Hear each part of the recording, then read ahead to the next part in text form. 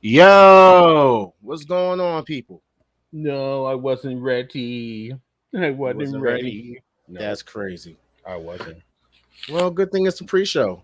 Mm. You Mm. know, that's Mm. great. You know what I'm saying? So that Shout out means I can be as mad niggerish as possible, right? what? What? I said. I'm sorry, I got some shit in my mouth. I'm sorry. What? What Um, is? What is mm, wrong with you? listen, I have not ate shit all day. I ain't eat me a juicy fucking apple. After I eat the apple, after I get done with this podcast, I'm going to eat me some chicken and waffles, wash me some clothes, pack my shit, and Mm. go to sleep. It all in that order. You understand me? You know, so yeah. Why you don't Chris, got no music? Chris, you coming to New York, bruh? Excuse me? I said you coming to NY, bruh? I mean that's the plan. You're already in NY, bruh? Hell yeah, nigga. I have to work today. Hey, Let's go. don't do it today, bro. I'm very tired right now, bro. I'm gonna time for people foods, and you know I don't arrive in NY until tomorrow. Tomorrow afternoon, actually. So I won't be out there until like fucking 2:30 Central Time. Well, Eastern Time, y'all time. So, um, Bet.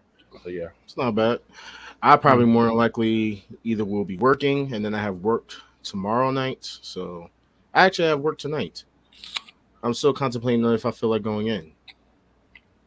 So are you You know. off for the weekend? No, just Saturday.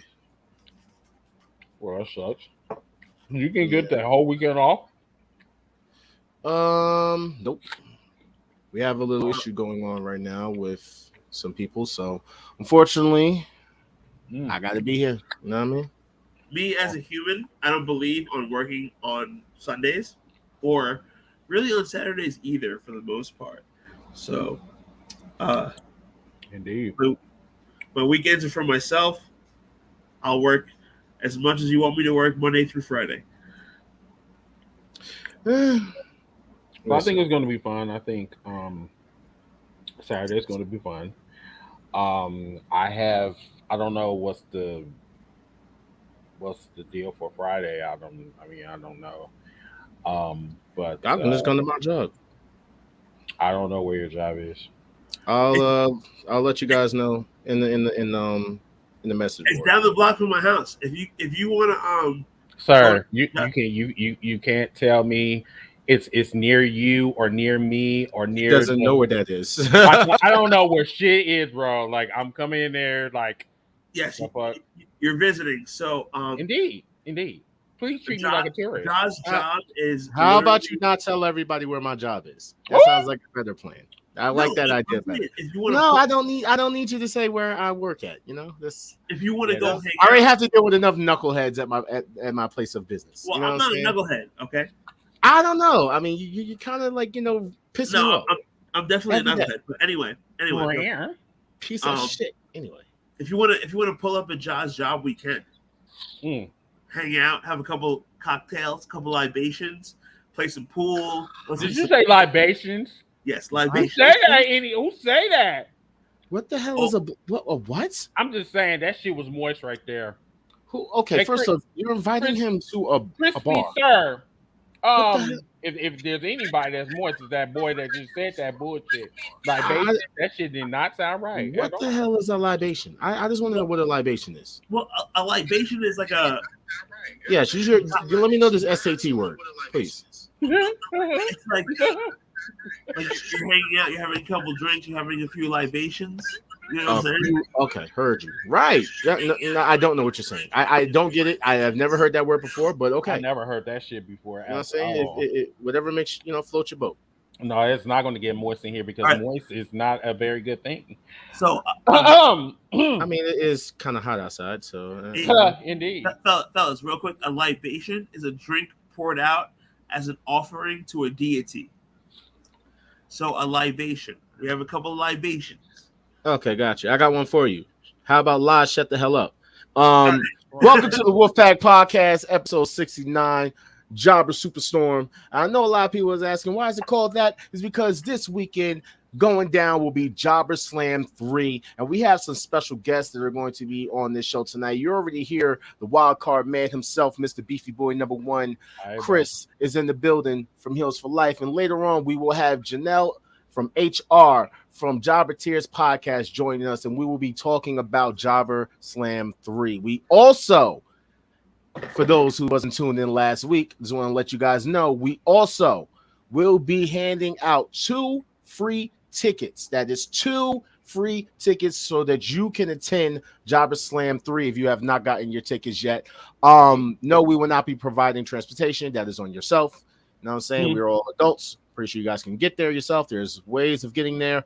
You know what I'm saying? If you don't know, look it up on Google. But we will provide you with free access so that you can get there. Okay. Absolutely. All right. Getting to Brooklyn is on you, but the tickets are on us. Yes, they are. I have no problem with doing that. You know what I'm saying? Because I want to be able to meet everybody. You know what I'm saying? You can get some pictures with the crew. Not my crew, but you know, you can get some pictures with the crew. You know what I'm saying? Yeah, with the team. You know what I'm saying? Why they can't get pictures with you? I don't take pictures with everybody.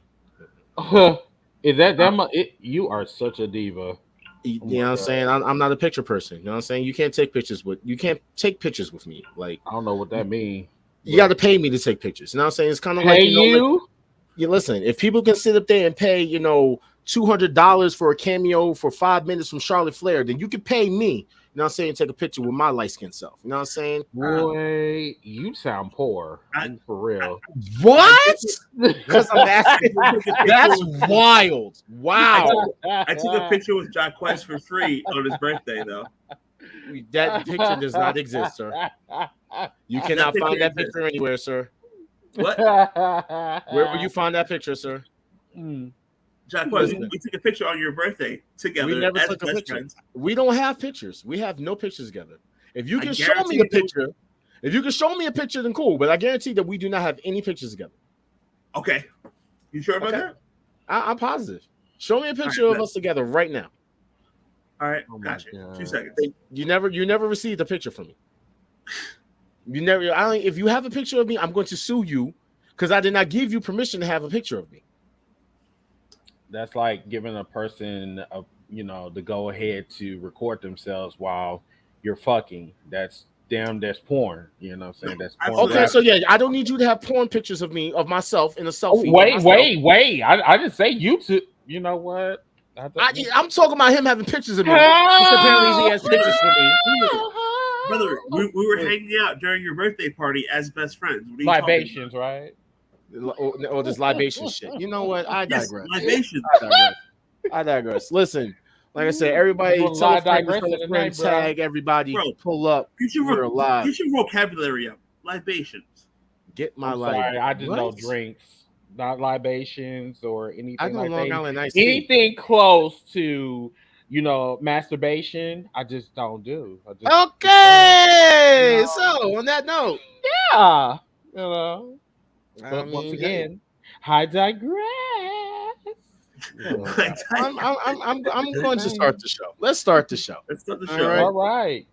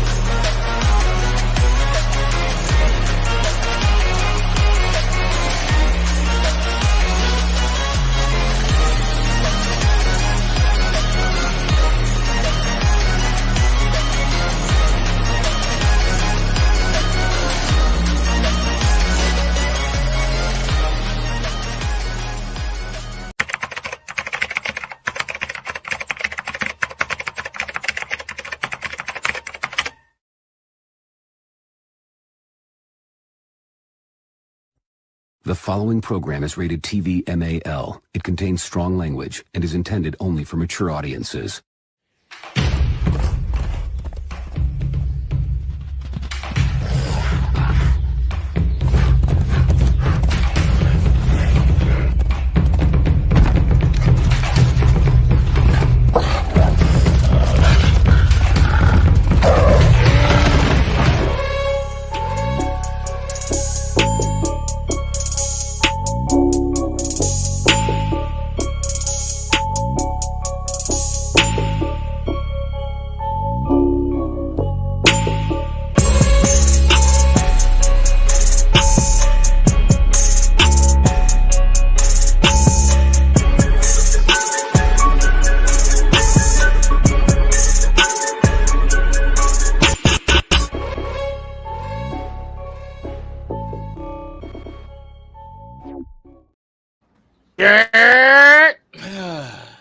That felt good. Wow, Why? that is so nasty, bro. What, you're? Yeah, Get it. no, that other shit that you were just doing. I don't know what the fuck that was. What But am I doing? But anyway, let me just kind of get this out of the way since this is special. What's going on, wrestling true believers? It's a great day in guess who in the motherfucking back in the motherfucking building? You shit me, you know. What's going on, y'all? How y'all doing? Excuse me, Mr. Team bringing Mr. Wildcard Final Boss Ultimate Heel, the motherfuckers that want to duplicate me, but they can't because they ain't worthy enough. You understand me? You know what I'm saying? First of all, in order for you to be me, you gotta hold the fucking crown, which I would be doing at JOBBERSLAM. You understand me? Oh damn, I dropped the shit on the ground. Okay, anyway, how y'all doing? What's going on? How y'all doing? What's up? How you doing? Well, I am Jaquez, aka I'm still Murder Jabushi. Okay, and we still smoking that Jack Perry pack. You know what I'm saying? I should be putting it as smoking on that Jack Perry promo pack because that shit is mid. But then again, I don't really like to smoke mid, so I'm gonna have to change this soon. But we are still smoking that Jack Perry pack. Down below me is what's your name? My name is Dark Kent, representing the illest team in the history of podcast, Dark Feelings. Me and my best friend Jaquez rolling up. We're gonna be in JOBBERSLAM 3 this Saturday. It's going down. My man Chris is coming through. It's a hot wrestling summer. Cody Rhodes is still that dude, and we're still doing our thing every single Thursday. Let's get it going. That's right. I was supposed to be J.A. Knight. I'm sorry, guys. My bad. It's all good. But you know what? While I am changing that, what you guys could do is make sure that you click on that video link description that we have up there. Sorry, I probably said that wrong, but click that link in the video description so that you can access all our content. We are the Wolfpack Wrestling Podcast on YouTube, Facebook. You can find me at WHOISQU3Z on Twitch. You can also follow us on Instagram at WHOISQUEZ. 456 is mine, and as for the podcast, it's the Wolfpack Wrestling Podcast, of course. You know what I'm saying? Real quick, we was on airtime. Dark Kent Club, Jamie Palmer, president of the Dark Kent guys, my big homie. Big shout out to JP. Oh, okay. Okay, so Wolfpack fans, what would you like to talk about? Let's talk about that. Every day or every Monday we see Cody Rhodes acting more and more blacker. Like the name? Wait, y'all like the name now?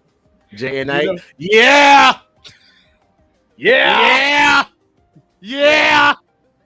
I will say this. I will go on record to say that Brandy Rhodes is a better performer than Cody Rhodes, but I digress. Whatever. Oh wow. Now I am giving the Rhodes their Rhodes. Get what I meant? Yeah, I'm giving them their roses. The roses. The Yeah, I'm roses. giving their roses. Right? See how I did that shit? Yep, exactly. Mhm. Yeah. Yeah. All right, so I got one. So he asked us because we do have these games I like to play called Time to Play the Games. Ooh, I like to play the game. So This one is just a real quick one, right? Which party are you going to for the big game? And as you can see, you have a bunch of different people listed. You have Cody's party, Bianca's party, Miz and Maurice's party, Damage Control's party, Kevin's party, the OC's party, Austin Theory's party, or Judgment Day's party. I'm not going to none of them because they all suck. Yeah, they're all trash. Yeah, they're all trash. They're actually all garbage. Yeah, That's Bianca Belair going to her party is like going to a clueless party or wherever. You know what I'm saying? It feels like it feels like I'm watching another movie of white girls. You know, I thought you would have said you wanted to go to Cody's party because Bobby's there. That's the only time. That's the only way I will be going to. Yeah, I'll go to Cody's. Mm-hmm. Okay, I got you. Thank you. I'm more than likely going to Damage Control's party because MVP it almost is there, so you know they got some good weed. Interesting. No bloodline party, no. Yeah, because like I said, well, you got almost an MVP showing up with Damage Control, so maybe that's half of them. I don't know. That's awkward, you know. I can't go to Bianca's party because that's too much right. There's too many couples. Awkward. Yeah, that's too awkward for me. Who you got? The OC's party, AJ, Luke, OC. Now, I would go with that. You know what I'm saying? But then you got Dana Brooke there, and I feel like she's going to be the Karen of the group, and she's going to end up complaining a little too much. Why she might be the Karen of the group though? She might say that the chips are too spicy because it has a little too much salt. I don't know. You know what I'm saying? But I don't know. I don't know. Real quick. So this isn't more of a game or so, but it is a game. Which path should Bray Wyatt take on his return at apparently a SummerSlam? That's very interesting that you brought that up. So Cody go after Roman. Ooh, who do he have more history with? It's a question. If he went after Cody, what would be the reason for him to going after Cody? I mean, you got to have some type of backstory. You can't just say, "Oh, he's a blonde like me." So NXT. Back when he was Husky Harris, NXT. What? Wait, what? Bray Wyatt, when he was Husky Harris, had to deal with Cody Rhodes. NXT. When he was the Legacy? When he was first coming out. When Husky Harris, when he would do the whole mentor thing or whatever. Mm-hmm. That's how they can bring it. Dude, I don't think bringing Bray Wyatt back against Cody Rhodes is going to help Bray Wyatt in any sense of the word. It's not going to help his career. I mean, I think Bray Wyatt really just fucked himself up. He royally screwed himself. And then everybody named Mama got all of these fucking excuses and theories and shit online and saying that, oh, he was sick. So you telling me that he was sick for 7 months, 3 days, and 14 seconds? But I digress. You don't know what he had. Dude. Can we know so we can stop talking about this shit? If he had COVID, okay, cool. They have to bring back 2015, 2016 Bray Wyatt. Whatever he's been doing lately doesn't work. The original Wyatt family thing worked. Bring that back. He'll get over. I highly doubt that at this point. Not at this point. I think people want to bring back the Fiend. I think people want the Fiend back. I think the original Bray Wyatt was way more over than the Fiend. With the Fireflies and the entrance and the Down South Bayou character, it worked a lot better than anything he's done since. I think it's half and half, honestly. It really all depends what version of Bray Wyatt that we're talking about. Because Swamp Wyatt I like him. Yeah, I liked him. But then when he started going from pain to heal to pain or pain to heal or some type of shit like that, I don't know. I mean, I did it. It was really cool. It was like he was psychotic, like he had multiple personalities. That's the part. That's the one that I actually like the most. Swamp Wyatt was over. The Wyatt family was over. They have to bring that back. That was the most effective Bray Wyatt character that they ever had. All right. So here's another one for you guys. Intruders have attacked you, and you have $10. Now build an alliance to take down the intruders with $10. This is like so easy. But how many wrestlers are we picking of the $10? You trying to get to the $10, so because we did this on #Kills for Life. So first of all, you have to get the Putty Patrol first, which is the following: MVP, Kofi Kingston, Logan Paul, and Miz. Kill them out. Okay, all right. You got 4. You know you got 4. That's your line of defense or whatever. Then you want to bring in the hard hitters, which is okay. Let's see. Brock Lesnar. Who else? That's 8 right there. Hold on. I'm not done. Let me see. And Randy Orton. Okay. That's $11. No, it's not. Yes, you said. Yeah, it is. Okay. I need to. Okay. Sheamus. Yeah. So that's Sheamus. Yep. Sheamus is a part of your group. Terrible.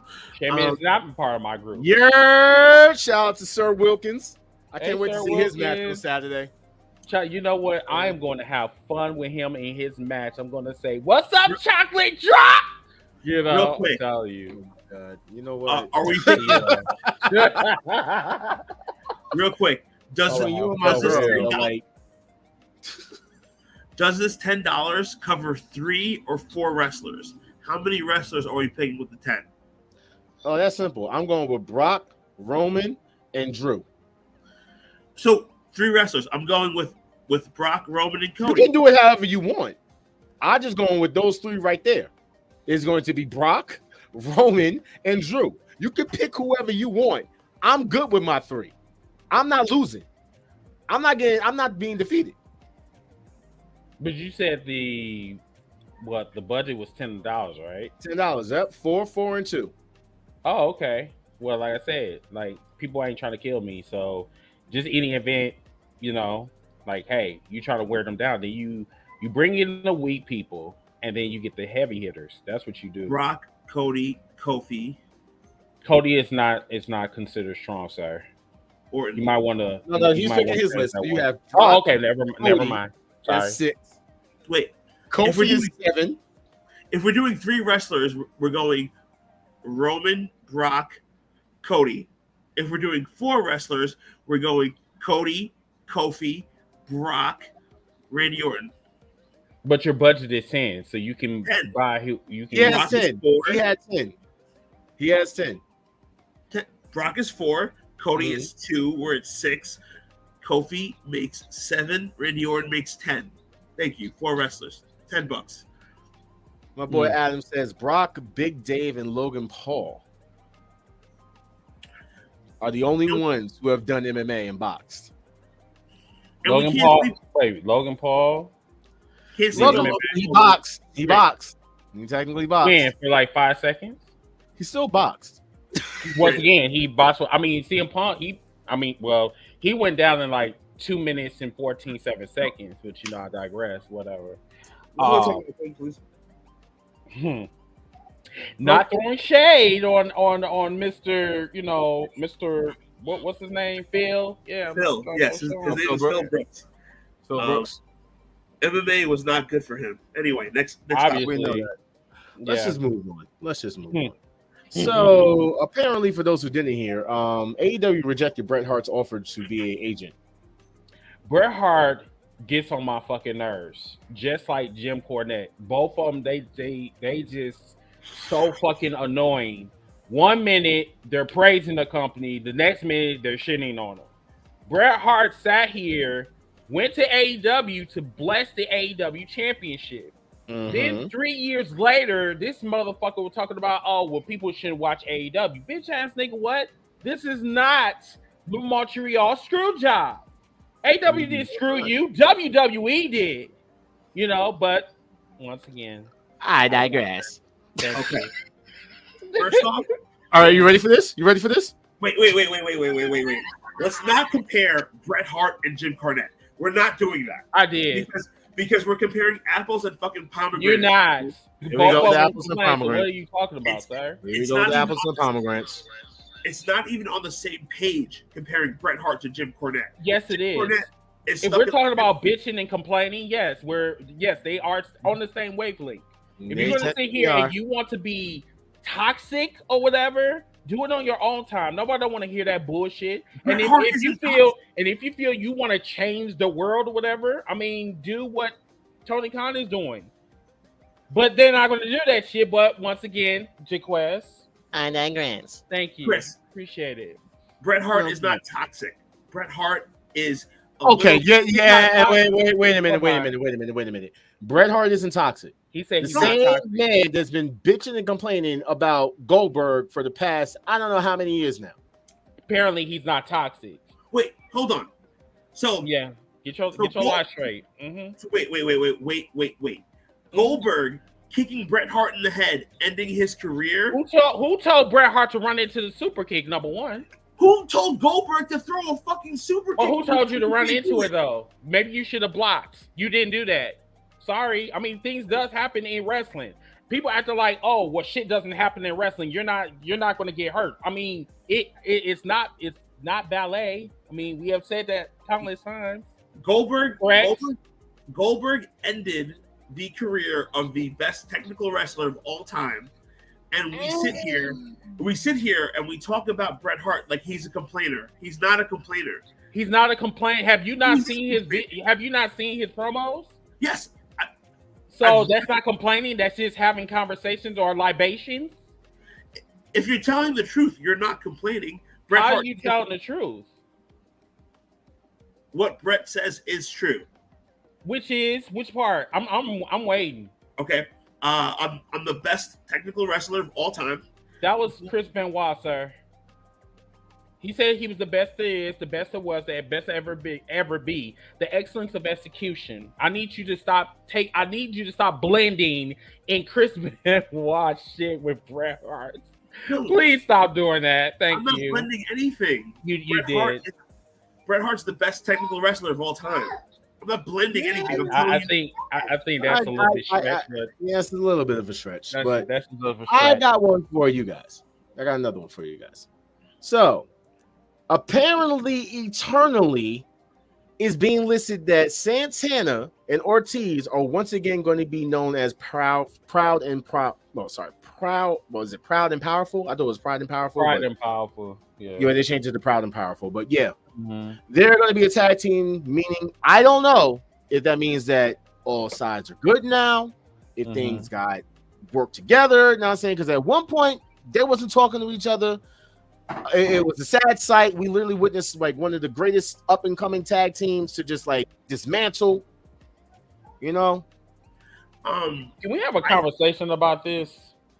Well, we can, but I just want to take 1 second, and I want to introduce my sister, who is a member of the JOBBERTEARS podcast. I'm so excited to bring her on to this show because I've been wanting to bring her on to the show for a very long time. It is none other than Janelle from HR herself. Hi, guys. Hi. Hey. Got my sister on the show. Let's go. Hey, sweetie. I just want to say, though, that William Goldberg definitely owes Bret Hart a whole check. What is y'all talking about? He owes that man a whole check. So, fuck that. That's why I had him send me the link now. I said, well, hold on a minute. Oh, okay. It seems like we're going to be doing a lot of digressing in here. So that's cool. She's a scholar. She's beautiful. Boy, you need to stop, bro. You're glazing. You're glazing. We're not doing that this evening, sir. We are not.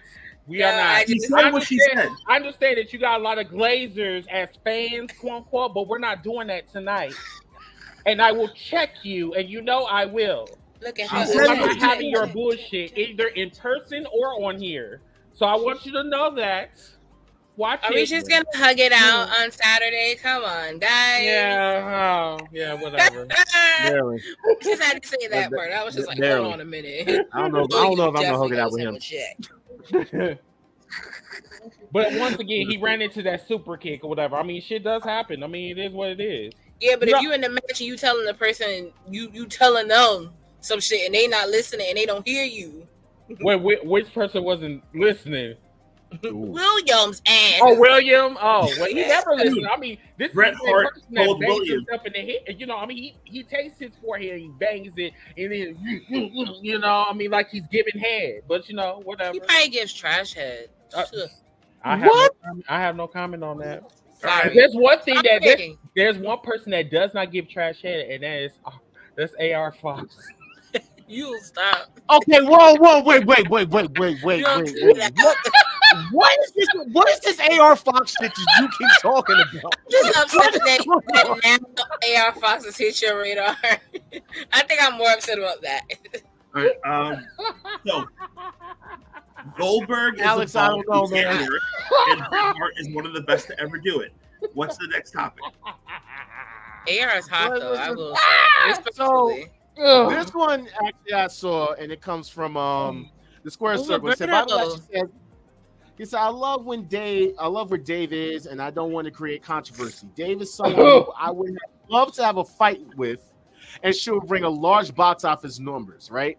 Ever since he left WWE, his career has gone to another level. Of course, you want to bring that back to someone like him. If we could, I would think it would be a great fight. So basically, he's saying that Batista is a dream match for him.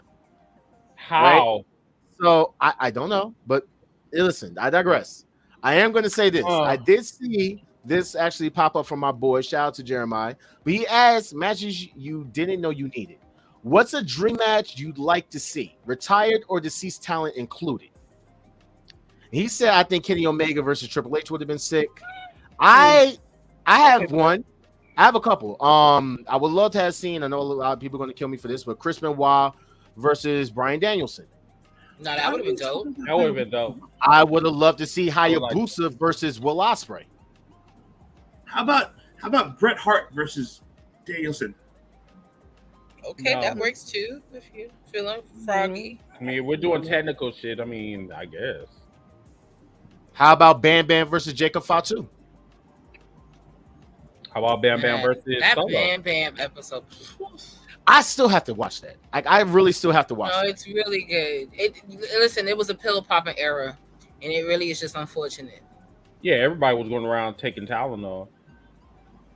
Extra strength. Ooh, all right. Well, Ilya and Benoit, yeah.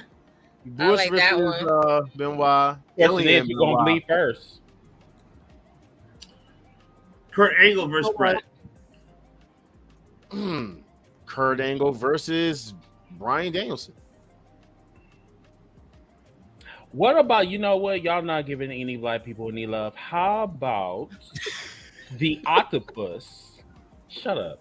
Does he still wrestle? He does. He's an Impact. We just don't see him. He might be leaving soon, but you know, who knows? What?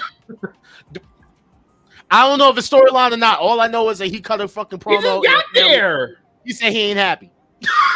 He just got there. You told me Wait, but ain't his husband left? So, or the most obvious, Undertaker versus Sting. Wait, I got that shade. I wish All Star was on this show. Yeah. His husband, as you like to refer it to. I was trying to figure out like who was bigger, like him or her. Him. I mean, she sounds more manly than him. Oh, okay. Yeah. Well, I mean, once upon a time it was her, but now. Yeah.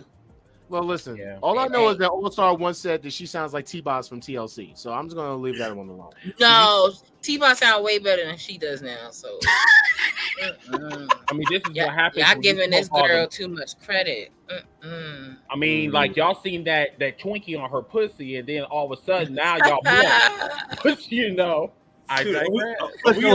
You want your pussy on the ground? Wait, hold on. You wanted to see Gresham versus Can we say that on the Wolfpack Wrestling podcast? Wait. Chris, who did you want to see go against Gresham? Huh? Who did you want to see go against Gresham?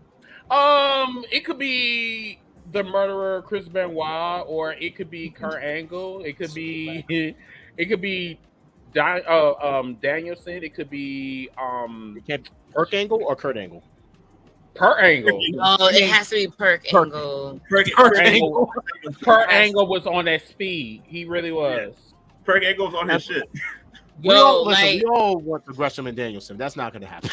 And you know what's so crazy though? That actually is so much more realistic than anything else. And they had an opportunity, I feel like, to really do it. Yeah, true. It's but so bad. So bad. Tony Khan and bad booking. Speaking of Tony Khan and bad booking, did anybody watch Dynamite last night and saw that sign? Yo, whoever cut that, somebody lost their job. Yeah, so they made a statement. Somebody lost their job because whoever ain't switched the camera, they missed that cue. Whoever's in the truck fucked that up. Yeah, but they wasn't lying though. And no, they weren't. They wasn't. It's just. That's why I want you on the show so we can talk about it. I literally have been public person that always been talking shit about Big Swole. We all know this. I apologize because I have to say that she had a point now. She has a point. There's no diversity going on over there. They don't know what the fuck they're doing over there with the women's division. It's a fucking joke. And the worst part about it is the actual women's division in the other company he bought is actually 10 times better than the one he's showcasing every week on Dynamite, Rampage, Collision, whichever show you want to watch that week. So it's really unfortunate. My thing is, why can't Trish Adora get the fucking proper representation that she's gotten on Ring of Honor on Dynamite? Or why can't any other person like they gave on Ring of Honor the same thing on Dynamite, other than Britt Baker? The narrative. Personally, since Jade lost, the AEW women's division has been garbaggio. Since Jade Garbaggio, it already been garbage. I was like, whoa, it was garbage. I'm like, bro, that's another thing. See, blazing. You're blazing too much, bro. Jade was carrying it. You know as well as I do that when Jade was champion, the women's division was already trash. It's just right now it's even more trasher than what it was before. You have no real star presence anymore. No, they don't. They don't. I keep forgetting who's the women's champion. Like I keep looking for the other chick what Britt was with. The alien, yeah, her. No, I'm not talking about her. I didn't forget it. Listen, I didn't forget. You want to know why I didn't forget? Because she's defended the shit more on TV than Jade has to. Who say that? And I don't understand why. Oh, you do understand why? Shit, you do. I'm not tripping. Yeah, Tony Storm is the champion, but I keep forgetting that. Talking about that, bro. Like we're talking about Chris Statlander, the person. No, I was talking about Tony too. I'm talking to him. Oh, Tony too. Oh, well, yeah. I digress. Don't come at him. He okay. Let's say if you as white as that wall, that's when Tony likes to, pander to white people. I mean, like, come on. I mean, let's keep this shit real. I mean, like, people acting like, oh, well, you shouldn't say that on a wrestling podcast. I mean, y'all motherfuckers don't say it enough. I mean, Tony Khan, I listen. I love AEW. I do. But I will let you know that I will pull your fucking scalp when you decide to say, oh, I cater to black people, but really, you really don't.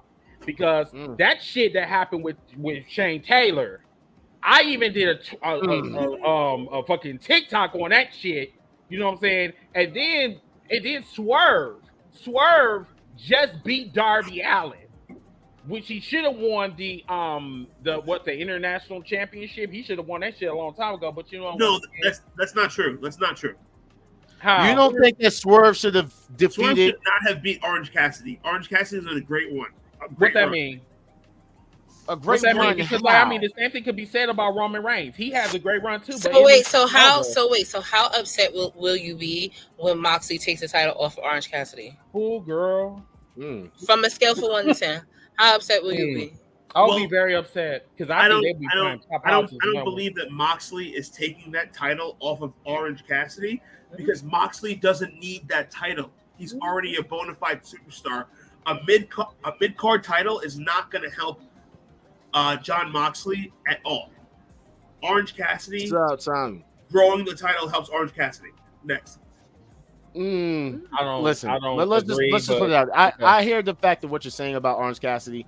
Orange Cassidy has defended his belt more than Roman has. Granted. Okay, cool. However, can I honestly say I care about Orange Cassidy's run with the championship? I mean, these were the same people that said that Orange Cassidy was trash when he first came in.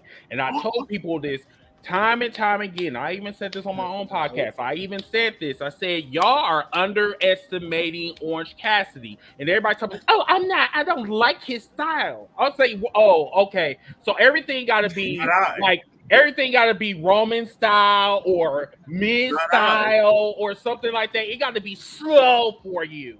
That's what I'm saying. But then when you see something that's different, it's unorthodox or whatever, then everybody wants to bitch and complain, and now everybody want to get on his jock strap, and now all of a sudden, oh, he's great. He's a great champion. I've been keeping this same energy since 2019. Sadly, but half you motherfuckers, especially in the wrestling world out there, y'all change like every fucking 2 seconds. But once again, I digress.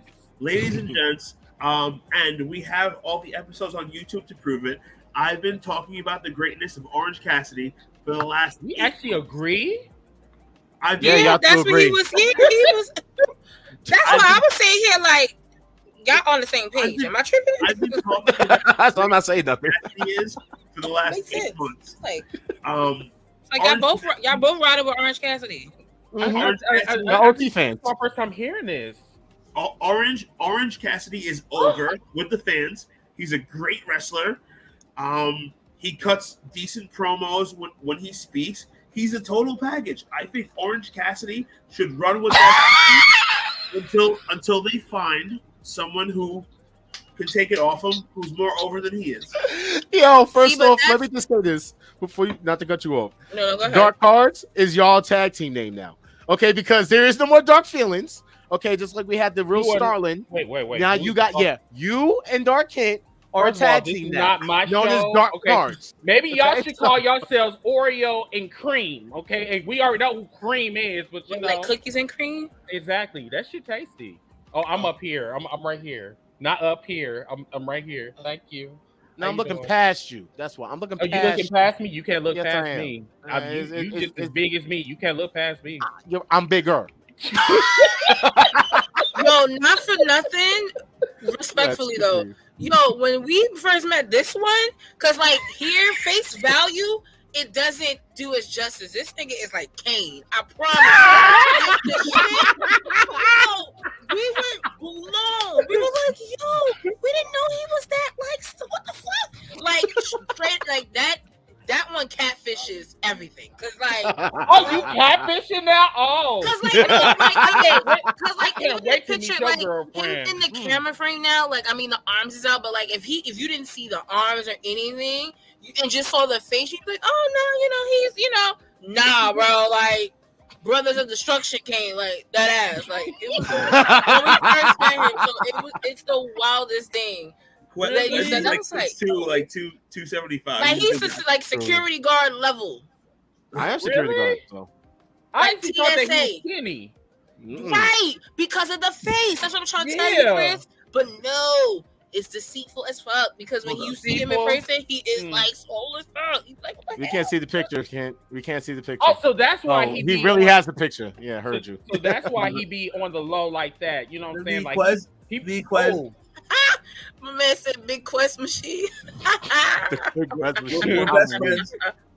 We got a pic together, throwing up the Wolfpack. He always looking mean in his pictures. Oh my God. Right, he don't ever smile. Not a big smiler. Nope. Thomas asked a quick question. He says, just tune in, but is Orange's role as a wrestler going to change since he's in a position backstage now? No, absolutely not. Probably because, remember what's going on with the Young Bucks. I mean, the Young Bucks, every time we turn around, we are always talking about the controversy with them being an EVP and then also being a wrestler. I mean, honestly, you can't do both. You just can't. Young Bucks have proven that. These motherfuckers doesn't even want to work with CM Punk, and there is money that's involved, and they don't want to work with them. So, whatever. Well, I think if you're a wrestler and you become a backstage person who's booking the wrestling, you're actually probably going to lose more now that you're backstage beforehand, right? You're not going to win every match now that you're booking, so you're probably going to take more L's. Think about it like this: Young Bucks took crazy L's. Cody took crazy L's because they're EVPs. Kenny Omega too. You're putting people over. Mm-hmm. But I mean, it doesn't necessarily have to be like on the same show that he's on. Like he can maybe produce a women's match or like something or like something totally that doesn't necessarily affect him in that sense. But my issue with Orange Cassidy, even though I've loved Orange Cassidy since on the Indies, so that's always love there. But my issue is, especially with AEW, is that, as you mentioned, like until they find someone to take it from him, they never built anyone or any few people that in your mind you would be like, okay, that's a real contender. And that's the issue that they have with MJF. There's the issue they're having with really literally every champion that they have. When you look at it on a bigger scale, they never build anyone up to be like, oh, okay, they are a threat to the champion. You know, Thomas said Kevin Nash's book was awful. That is a phenomenal point. You have to build challengers to a title for people to take anything serious. And just repeating what you just said, they haven't built a heavyweight title contender that we take seriously. They haven't built a contender for Orange Cassidy's title. And until they do that, the same people should rock the titles. I mean, you should. I mean, they got all the talent there. There is really no excuse. They have a ton of talent. He's just lazy because what he'll do is he'll throw everyone in a battle royal and then be like, all right, no more contenders, bet. What? Yeah, how Darby's number one contender for a TNT title. I was just like, that he should have never lost from before. What are we talking about? What?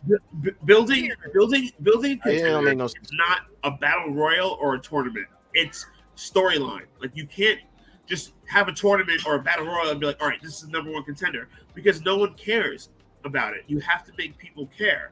Speaking of people caring, CM Punk is the AEW champion as of today. What?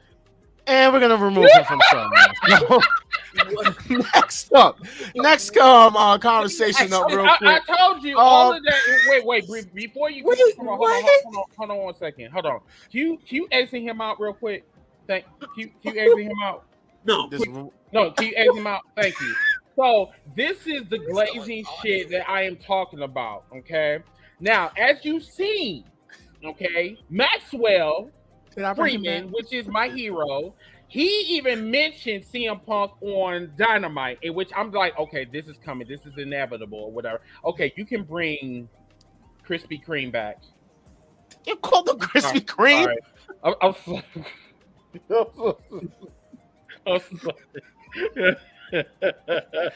Now you're part of the cream team. Damn it! Thanks. I'm too black for that, bro. I'm for real. You know that. You know what? Likewise. I'll talk about him. You might as well call me Popeye chicken. Tasty and delightful. Oh my god! All right, look. I want to move on real quick to something real quick. All right. Who should induct Natalya into the Hall of Fame? Nobody. Beth Phoenix. Absolutely nobody. That bitch haven't did shit. It would be Beth Phoenix.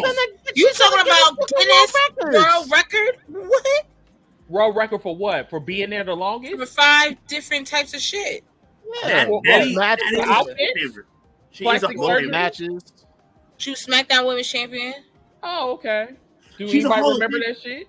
Dude, her body of work precedes itself, but there's only one answer to this question. And the answer is Bret the Hitman Hart.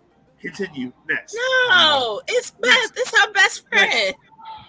Why would Bret? All right, you know what? I mean, that's his niece. I get it, but still, like, I'm just. Nah, I mean, either her husband and Bulldog's son maybe together, but I would go Beth Phoenix, but I would go for any of them before Bret. Bret would actually be at the bottom of the barrel. It has to be Bret. Wait. I have one for you. Here's another one.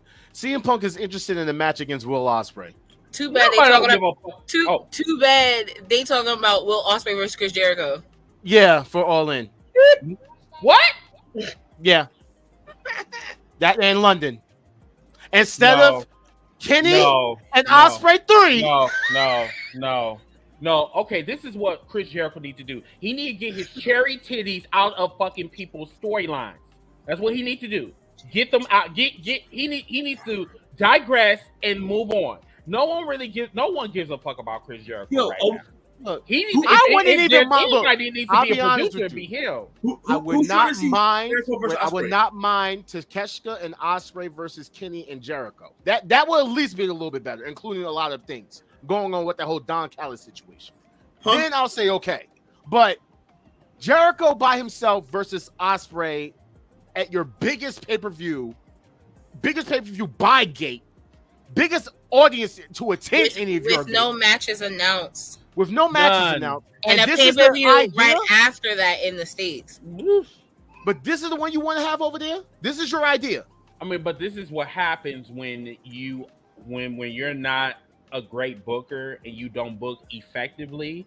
This is the shit that happens. I mean, we've seen this shit on Dynamite. We have seen this shit on ROH. We have seen this shit on Collision is getting better. I would definitely say that. Whoever is booking Collision is doing a damn good job, because a couple weeks ago, I'm just like, what the fuck is this shit? But I've been warming up to it though. This one with Adam Cole ain't bad either. Omega and Ibushi versus Ospreay and Takeshita ain't bad either. Collision has been booked phenomenally. It's just the fact that it's Saturday. People don't want to watch wrestling on Saturdays. That's a lie. Because I'll say this: when it comes to Collision, not to cut you off. When it comes to Collision, it's not bad per se, but it's not good either. It's trying to be what Raw is or what SmackDown is, but it still doesn't leave you anticlimactic though. Like, Thank you. That's the point. You'll get a quality TV show like a Sunday Night Heat. You're gonna get that on Collision. That's what Collision is. You're not gonna get something where it's like, all right, I gotta tune in. Like, it doesn't make you like, all right, I gotta tune in next Saturday, unless it's a specific match that you want to be into. They got that dumbass ladder match for a mask that Andrade doesn't even fucking wear. I need somebody to explain that to me, because I'm still very confused on that. And then they got the tag belts this coming weekend. So it's just like, you tune in for the thing specifically you want to see, not to follow a story. You don't. The only thing I could see with the whole Andrade and Buddy and the mask thing is leading to LFI versus House of Black. I need all of y'all to say how dumb that a mask that he don't even wear like that. Yeah. I mean, he wears the mask when he comes out, and then he takes it off. I mean, he has to breathe. I mean, shit. The fuck? Well, shit. Then have a mask that you can fucking breathe in. You know, why would you do that? Shit. I mean, I don't know. I'm not booking that shit, so I mean, I don't know. He's not either, probably. At this fucking point. Probably got AI going on over there in Jacksonville. Oh, not AI. No, not AI. Not AI. Oh, Lord. No. By the way, just so we know, and just so it's clear, there's still no updates on Bailey's injury. Oh, damn. Oh, poor Bailey. Oh, dude, it's okay. She's rocking a brace right now, and that's the most that we've seen. What I will say is that if you tear your same knee twice, it's not looking good for you moving forward. So I'm hoping. Tell that to the TNT champion, TBS champion. You know, like. Tearing your ACL in the same knee twice is not good for your future. Did I take a little bit of shade? Both of them. No, that was factual. Okay. She tore the same damn.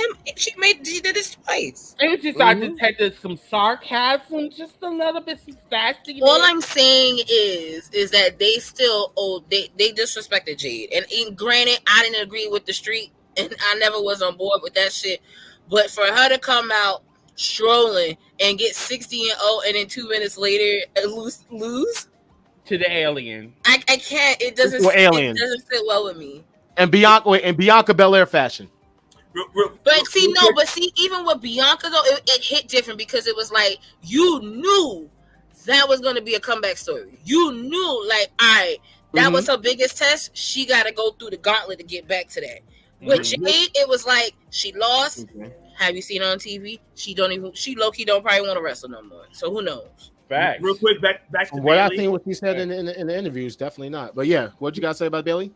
Do we know if it's the same knee that she hurt as the knee from before? If it's the same knee, we're not looking good. but they haven't disclosed what knee it is.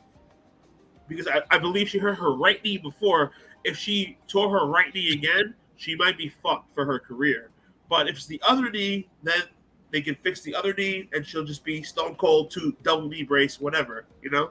Who not Stone Cold? Like Chris Statlander. Have they told us? When I said it, it was shade. I mean, I was just giving it. They used to be saying shit like this. That's why. Listen, your delivery sometimes very shade. She very shade like. I was just like, I said what I said. I'm Very nice. I will say, very nice young lady though. I ain't gonna put that on her. I actually low key. I had met her actually when she had got injured the first time. Low key, like crutches and all. Yeah, I was down in Charlotte hanging out, and she was hanging out with everybody else. We was all hanging. Oh man, but no, she's very nice. I will say that. I just don't like how they book Jade in that whole thing. I didn't care for that. No one wants to see a woman wrestler with dual knee braces. Why not? But why not? Why not? I mean, y'all like Victoria. What about Stephanie Austin? She could be Stephanie Austin. Yeah, please. Victoria was a good one. Yeah. I mean, y'all care about what's going on in the faces. Now y'all care about the knees. I mean, y'all won't be talking about that. Put the braces on both knees and let that girl go wrestle if she can wrestle. That's all that matters. Hold on, is that man LA Fresh? Shout out to my boy Man Life Fresh, man. Shout out to you, man. It's a wrestling podcast. So I don't know what the fuck y'all talking about, but y'all saw this shit. The female wrestler with dual knee braces go crazy. I'm like, who is that? I was just like, Manny Fresh? Like, what? It's Man Life Fresh. You know what I'm saying? Yes. What's good, my brother? Fresh. You know what I'm saying? Definitely. So let's just get into something real quick. All right, before we get into what I really want to talk about. The Rock is rumored to be returning at SummerSlam. Y'all better come get me if this goes down. Here are the rumored outcomes. The Rock is returning to be a guest on Grayson Waller Effect. The Rock is returning to guide Jay to the rightful tribal chief and the new champion, which that's not happening. We all know that. Need to stop this shit. The Rock is returning to cause interference and then ultimately lead to a match against Roman at WrestleMania 40. Y'all too moist. Oh, way too moist. That is one. It's going to be one out of those three, apparently. No, for number one, fuck that. Like y'all been on this moist. Y'all been on this moist shit for like the long. Y'all need an air conditioner. You know what I'm saying? Put the air conditioner in your booty hole because like I'm for real. What? Like this shit is just. It's. I'm telling you. I'm telling because like I'm tired of hearing about this shit about The Rock. Rock ain't coming back to no motherfucking wrestling to save you motherfuckers. Wait. She had. There you go. Nah, fuck her. You mad? No, because it's something we spoke about actually earlier on our show, JOBBERTEARS podcast, she plugged, where I didn't think about it. Where with the actor strike, my man has nothing but time, low key right now. So that pop, it true. may go down. And that actually maybe might have played a role in why Cena popped up in Money in the Bank. Because people got a little bit more free time than they normally do. Now, I personally think Punishment Martinez is cashing in on Roman. But that's why I do think if Dwayne does come, he's going to help that part of it. Real quick. But that's just to throw the curveball of all curveballs. But you know, real fast. We already know that the title belongs to Cody Rhodes. So, first of all, he finished his story a long time ago. Get kicked off the show again. Like I'm so tired. He's spinning. Go. He's being way too. I forget you're a Cody Rhodes fan. All right, so continue. He's a Cody Rhodes fan too. Listen, I'm about to listen, baby. Next weekend, I'm about to have a good old conversation with Brandy. Y'all don't even know. So, y'all don't even. Let's not act like the title does not belong to fucking Cody Rhodes. It doesn't. WrestleMania 40, Cody Rhodes will be the champion. And I will guarantee that earlier. Wait. She said remember when I'm tagging you in. Tag. So it's just crazy because me and Michael just watched this fucking YouTube video on WrestleMania. It was top 10 most coincidental things in wrestling. And the one thing they said was every 10th WrestleMania, a babyface won the title. And when we watched it, I said, "Oh shit, yes, that. So, do I think Cody will run Royal Rumble? No, unless he goes in one and goes through it all. But it will end up being Cody Rhodes being Cody's not going to win the Rumble 2 years in a row. But Janelle, just to go back to your point, you're right. Every 10, Bret Hart at 10, 20 was Benoit was 20, Daniel Bryan was 30. 40 is Cody Rhodes. I'm just saying. No, I literally just watched that video right before I got on with y'all. I love the way you speak. You know what you're talking about. Blazers. See? She's great. She's amazing. You're a glazer. You are ultimate glazer. I am so serious. Honestly, you are one of the moist. You are one of the most moist niggas I've ever met in my life. What? Wait, but like you talking about like yellow cake moist, or we talking about like Dunkin' Hoynes moist? Oh, let's not Dunkin' Donuts. Maybe there's levels.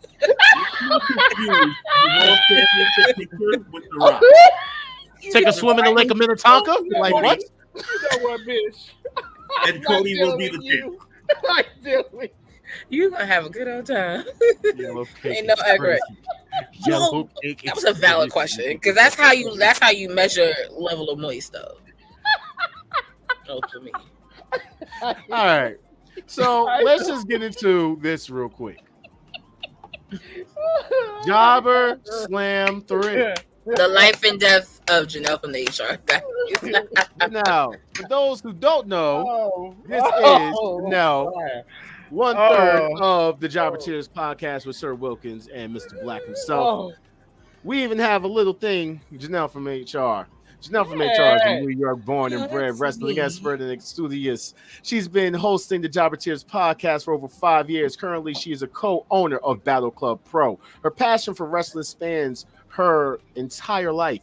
She was first introduced to wrestling by ECW, and one of her favorite wrestlers is Triple H and the likes of Vince McMahon.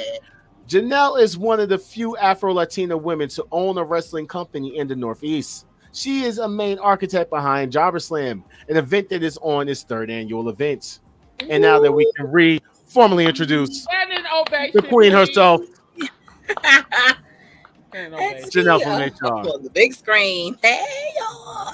Green screen. You know what I'm saying? How you doing? Listen, you guys are the last stop in this media tour that I've been on impromptu, but it's I saved the best for last. So I'm glad to be here with you guys. I'm glad that we're all going to be together this weekend. Yeah.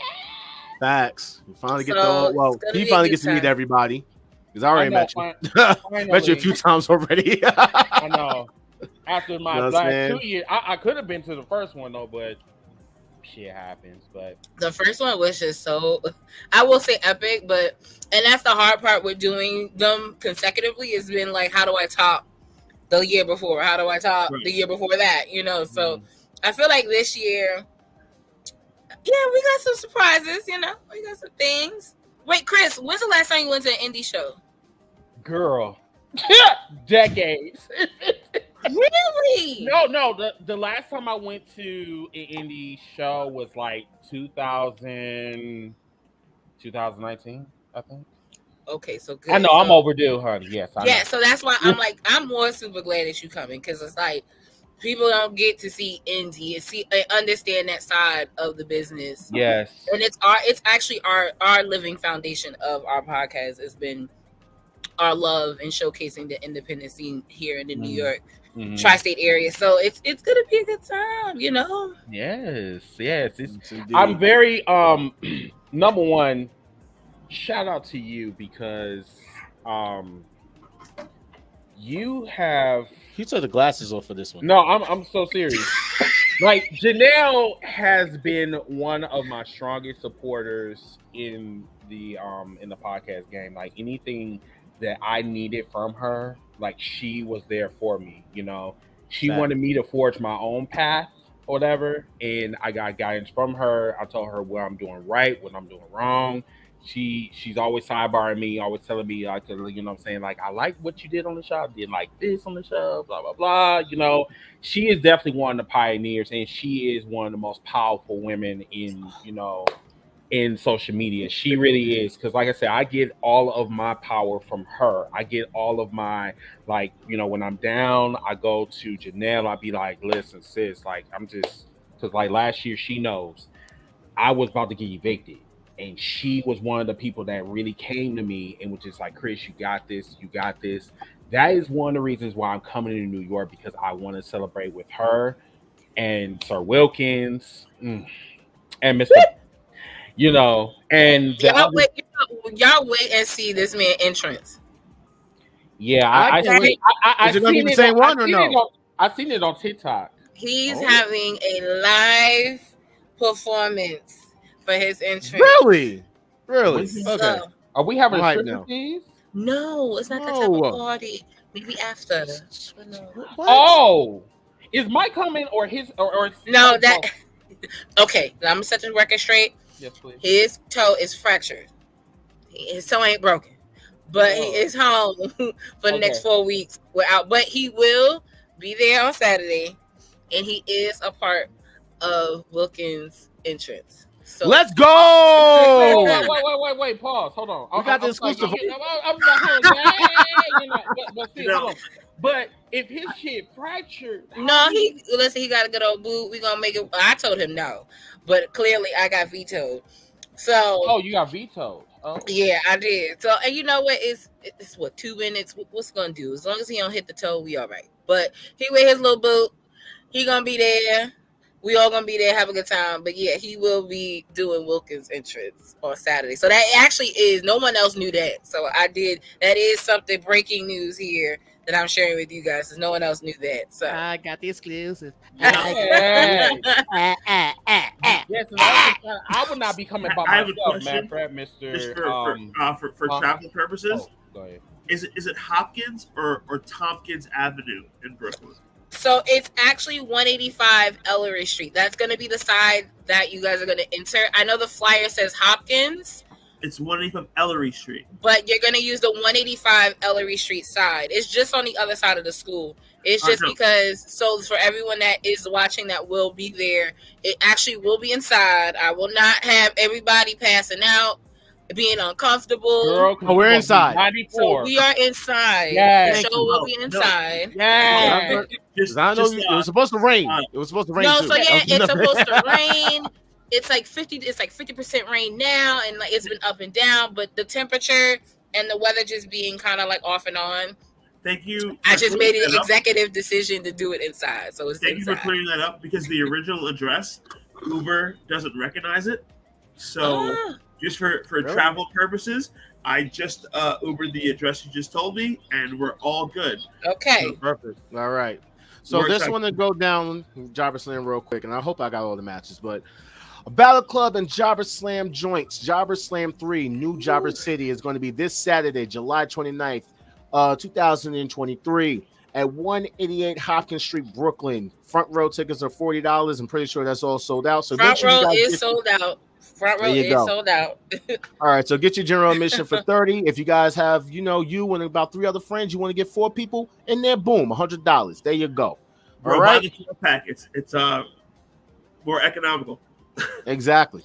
And you know what's crazy? I actually thought, where I got that from? I got it actually from Black Wrestling Podcast, because they would always come and they be for them, and then they look at me like, and I would look at them like, y'all knew what the price was. And then so when I thought about it, I was like, you know what? People do come with friends. So doing the 4-pack just made sense. So it's the first time we're trying it. So we're seeing how that goes and things like that. So yeah, no one goes to a wrestling event Dolo. So no, you'll be surprised. I mean, and just so you know, these are some of the sponsors. Myself, but it was like pretty weird. So these are some of the sponsors, and if you guys look down on that third row, second to the end, you will see the Wolfpack Podcast. Yes, we are a sponsor. We're in there. Shout out to everybody. Shout out to Yes, we're both You know what I'm sponsors. saying? We're off. Yes. Yes, no, I thank you Yes, guys. and Heels for both. Life as well. And Heels for Life. I thank you guys both for sponsoring. Heels for Life podcast will be sponsoring Mysterious Q, who is going to be challenging Yaya for the franchise title. So it is actually our co-main event. Whoa. Okay. And then okay. All right. Got me sponsoring a co-main event. Shout out to Yaya. Listen, I'm a big fan. if you gonna come, you gonna come correct. So that I had to steer you in that right direction. Okay. Now, where can I get my one-on-one with him?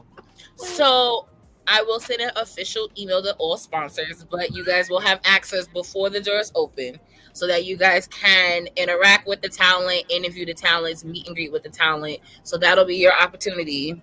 Between 1 and 3 to do that. You can do it during intermission too, and then we'll have about an hour after the show still for last minute whatever is with the talent and things like that. But really more importantly, network with the other podcasters there. Like that is my number one thing.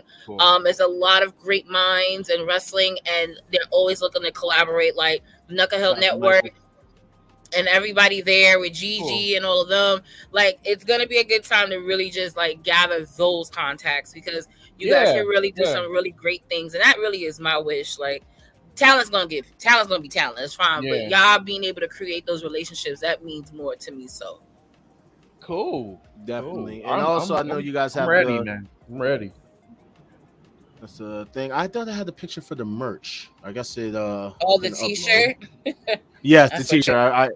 I had it, but I guess it disappeared. But yes, as you can see, and I have some of the matches here that you guys have posted, which is the one that we were talking about, Yaya versus Mysterious Q. That's the one I'm gonna meet. You know he tagged with Booker, right? He what? He tagged team with Booker T. He wrestles for reality wrestling. Oh, he does. But he wrestles without the mask on. So that's Mysterious Q wrestles without the mask. So there's a story to that. So ask him about it when you meet him, because there's a story with Booker about why. I will. Okay, I need to hear this. But you'll notice everywhere else he wears a mask. In reality of wrestling, you will not see that man in a mask. I mean, he's hot, so why would you? But there's a reason for that. Okay, thank you. I'll like you tomorrow. I mean Saturday. Yeah. So we have, like I said, we have the Yaya versus Mysterious Q. This is for the BCP franchise championship. Can you give us a little? You said what? Nothing. What is, you know what?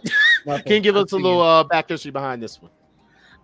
So actually, the original match was supposed to be Ya versus O'Shea. But unfortunately, O'Shea had a private engagement, so he wasn't able to do it. But with our champion, we want him to have the matches that he really has in mind, and that he, has a list, because every wrestler has a list of wrestlers who they want to face and things of that nature. And honestly, Q was on the list. So my goal is to always make sure that my champion gets what he wants. So Mysterious Q was already going to be on the card, so we just bumped him up into the title match picture. So it's going to be a really great, interesting. I believe it's one of the first times, if not the first time, they're going one-on-one together. So it's going to be really, and they're both like, Ya is literally like the technical, agile wrestler that you wouldn't think he is. So I know you guys are going to be in for a treat. Yeah, I know, because last year I seen this man literally jump and do that fucking ricochet shit on somebody else. Yeah, and he's about and Chris, he's about your weight. He look like you. So I'm dead ass. Oh, he does. Oh, he yes. And that motherfucker did some ricochet shit. So yes, I'm here for that. Fellas and ladies, we have some tickets to give away before the show ends today. Oh yeah. Look, you guys are giving away 2 tickets to JOBBERSLAM 3 for this Saturday. I believe the only qualification was that you have to live in the tri-state area, because if not, then why else? Exactly. Would you be coming unless you're gonna fly? Then I have no problem with that either. You pay for your own ticket. All of your accommodations are not included in this free ticket. Not at all. Yes, you guys are giving away 2 tickets. Shout out to Shane Taylor, who just tuned in. Mr. Taylor's in the building. Shane Taylor just started watching. I just saw that. Mr. Taylor is in the building. Shout out to Shane Taylor. Hey, friend. If he's You deserve watching, better than AEW. You deserve. Don't get me Way started, better than y'all. AEW. I think we already said enough on that one post. Yeah, we did. Yo, it's so funny because I know him and he's like one of the most humblest men in professional wrestling, hands down. Will give his last to anybody and everybody. And I knew, I was like, the moment the both of y'all commented on my shit too, I was like, well, there you go. Now you know I'm not crazy, and I'm not saying it just to say it. I mean, I think everybody was thinking the same thing. I was saying that from the beginning. Like, why did you lose to?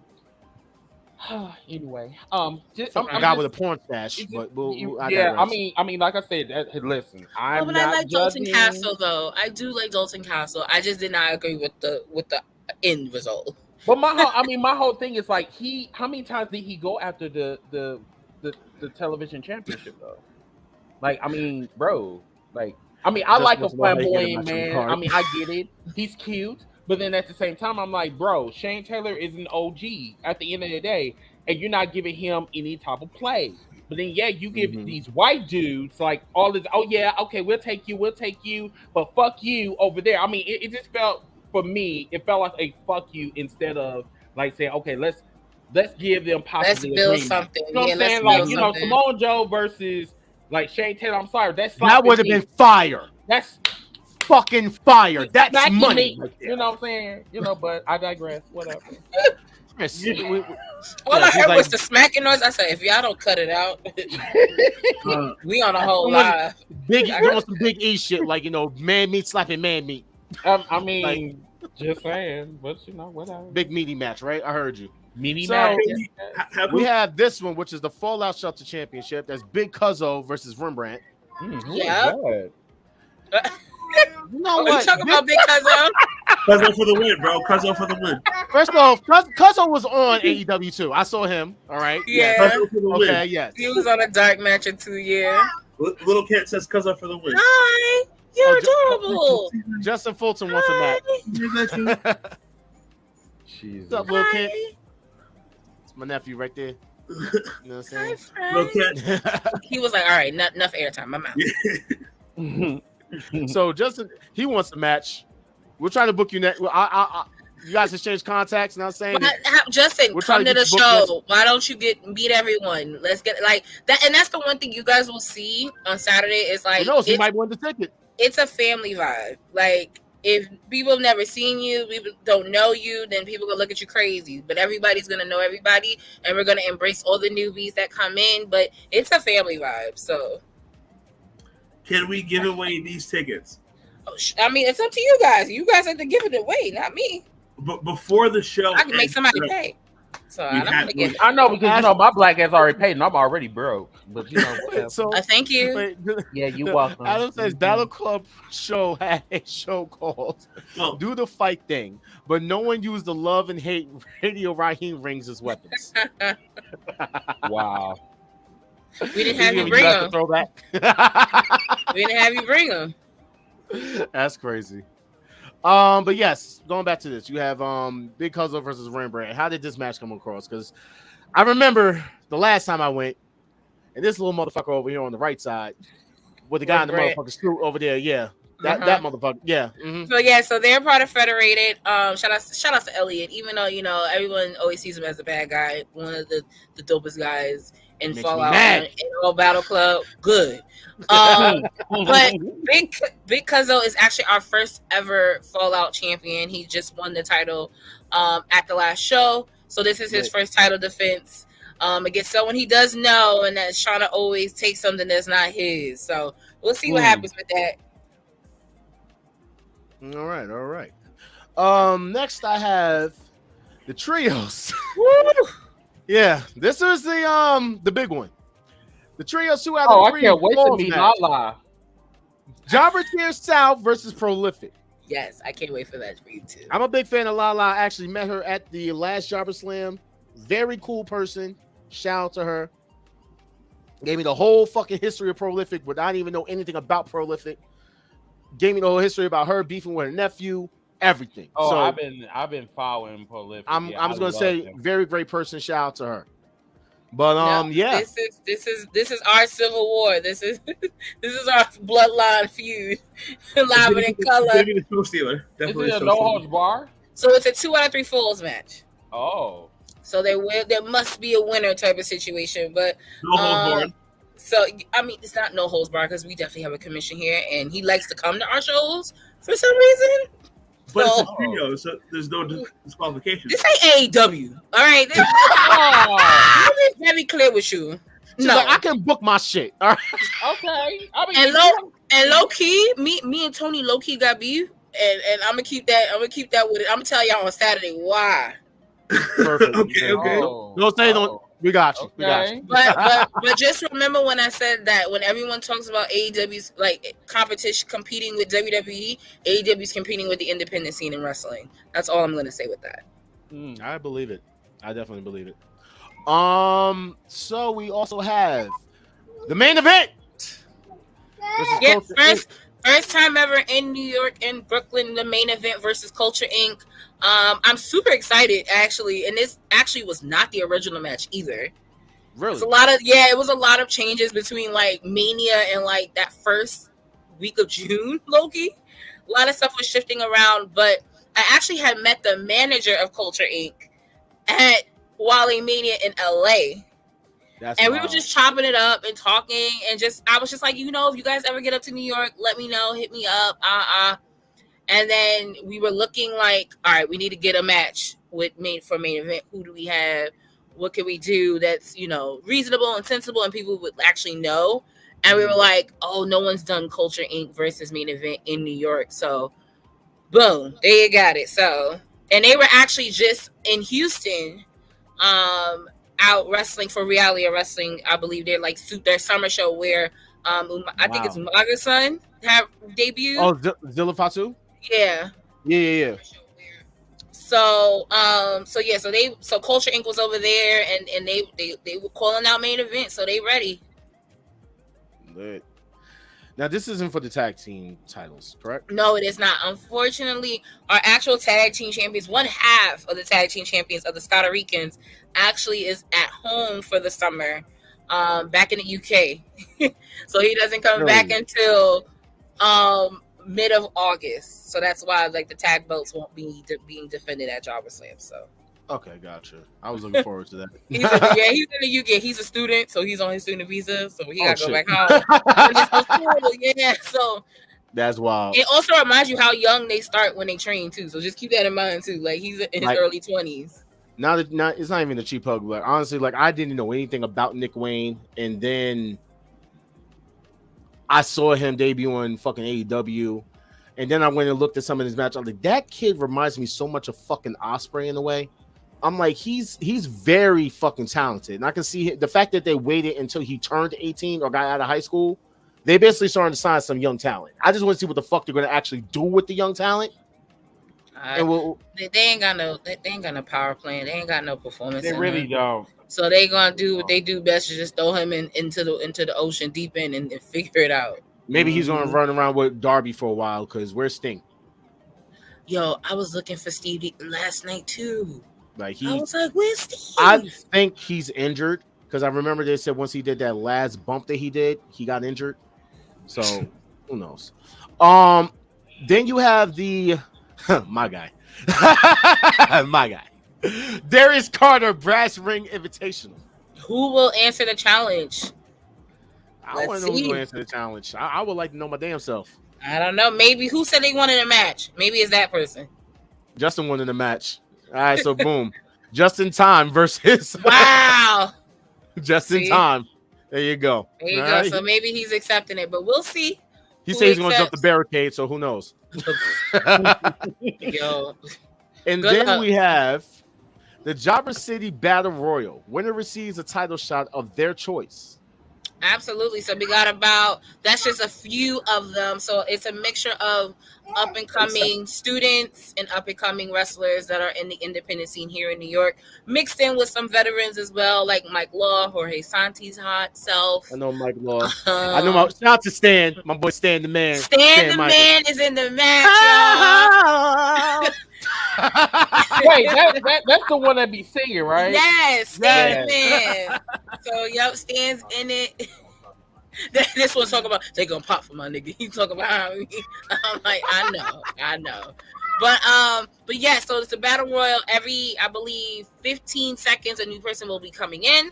And then once again the winner gets a title shot of any choosing of their choice. So we'll see. I actually like this because last year, I couldn't bring my girl to such an event because you guys had the gray sweatpants battle royal. Remember your little gray sweatpants battle royal? I loved it. Shout outs to Faye Jackson, my sis. I loved it. I love her too. But anyway, I loved her. Who doesn't love Faye Jackson? But all I know is you missed that, Chris. I know. Wilkins was in gray sweats. Oh Lord Jesus. Yeah, my girl will not stop talking about Wilkins. By the way, I just want to let it be known, my girl will not stop talking about him. All right, she leaves keep talking about. She knows the vibe. She knows the. There's a certain thing. It's just a certain thing she keeps talking about, and it's like I don't want to say it because as a man, how am I supposed to say this? She knows the assignment. She knows the assignment. That ass. That's all I ever hear. And you know what? Okay. You know what? Let's go. Speaking of Wilkins, we have the main event of JOBBERSLAM 3. Encore Moore and Sir Wilkins versus Simon Miller in a mystery partner. Who's the mystery partner? I'm not telling you, but what I will tell you what I will tell you that is that the Wolfpack Wrestling Podcast will be sponsoring the mystery partner in the main event of JOBBERSLAM 3. That I will tell you. Wow. What is wrong with you? They can't hear you. Oh my God. They can't hear you. Why did you hop up like that? I'm surprised you can walk. I love that for y'all. I'm gonna just let y'all know I love that. Oh, you hopped up? Oh, so you're gonna be are you going to be crawling or are you going to be limping? You know damn well he not crawling. Or are you going to be you know damn well he not crawling. We're gonna wear him. Look, we're gonna wear him like Paul Pierce. You know what I'm saying? You know what's so funny? I think Wilkins had posted a picture on Instagram the other day of like it was like a Snoop Dogg and Tupac performance, but I think Tupac or somebody was in a wheelchair. I was just like, this asshole. Nah, he didn't. Yes, he did. Man. I promise you, he did. I saw it, and I was like, this nigga here. We got the mystery. But yes, I wanted. You have the mystery partner, and I think you'll be very, very happy when you find out who that person will be. It's definitely not. If it was me, you'd probably already know by now. It's gonna be me. I'm debuting. I'm teaming up with Simon Miller. All right. I can tell you right now.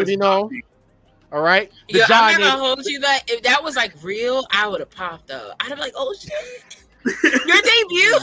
Oh shit. I want my debut to be a JOBBERSLAM 6. Oh God, I gave myself 3 years. I got one in a possible left in me. I ain't gonna hold you, sir. I got a whole JOBBERSLAM 5. Come on, you got like 6 more. Come on. Every show takes about 2 years off of my life. So I got JOBBERTEARS 5. I'm there. I got one in a possible. That's like possible. I will be debuting. All right, the debut of Job. This person said barbed wire tuxedo match. What the fuck? No. What? Oh, that sounds sexy. Wow. There we go. That was how you went. Barbed wire tuxedo match. All right, so we all got dressed up in tuxedos and barbed wire. We figured it out. It's me. I'm getting in the ring. It's me, Austin. It's me, Austin. It's been me all along. Nope. I'm gonna hit a quick RKO. Oh man. Wait, you're not gonna do a sharpshooter because you know that's your guy. Well, obviously that's my. I might try to do a GTS. I'm not gonna do my finish at the beginning of the match. I'm gonna hit my finish at the end. Yo, this person. Who is this person? Because he's funny. My man said Dark Cat and Mittens, and I know exactly who Mittens is, and that shit is hilarious. Can form a tag team with CM Punk kids. That's no way. Y'all don't understand how funny this individual is. This individual here, that was a flame that I didn't think was possible. Right, exploding tuxedo match. You know what? Wow. I mean, like my whole thing is like, why? Mittens is amazing. I love him. He's a treasure here in New York. So I love him. Mittens is like so. It's hard to explain, but he goes all the like deathmatch shit now and all the GCW shit now and things of that nature. But on the indies for a good minute, he was always front row, and he would have his hands taped like CM Punk. So everybody would be like, "Oh, that's CM Punk kid," because one of his favorite wrestlers is Why CM you Punk. call him men's though? It's not cold outside. No, but it's too damn hot to be out. I low-key think he likes cats, and that probably is why that he adapted that. But Mittens is better than CM Punk kid. I promise you. Like that's a better vibe in these parts. Hey Jen, hey girl. Shout outs to Jennifer in the building.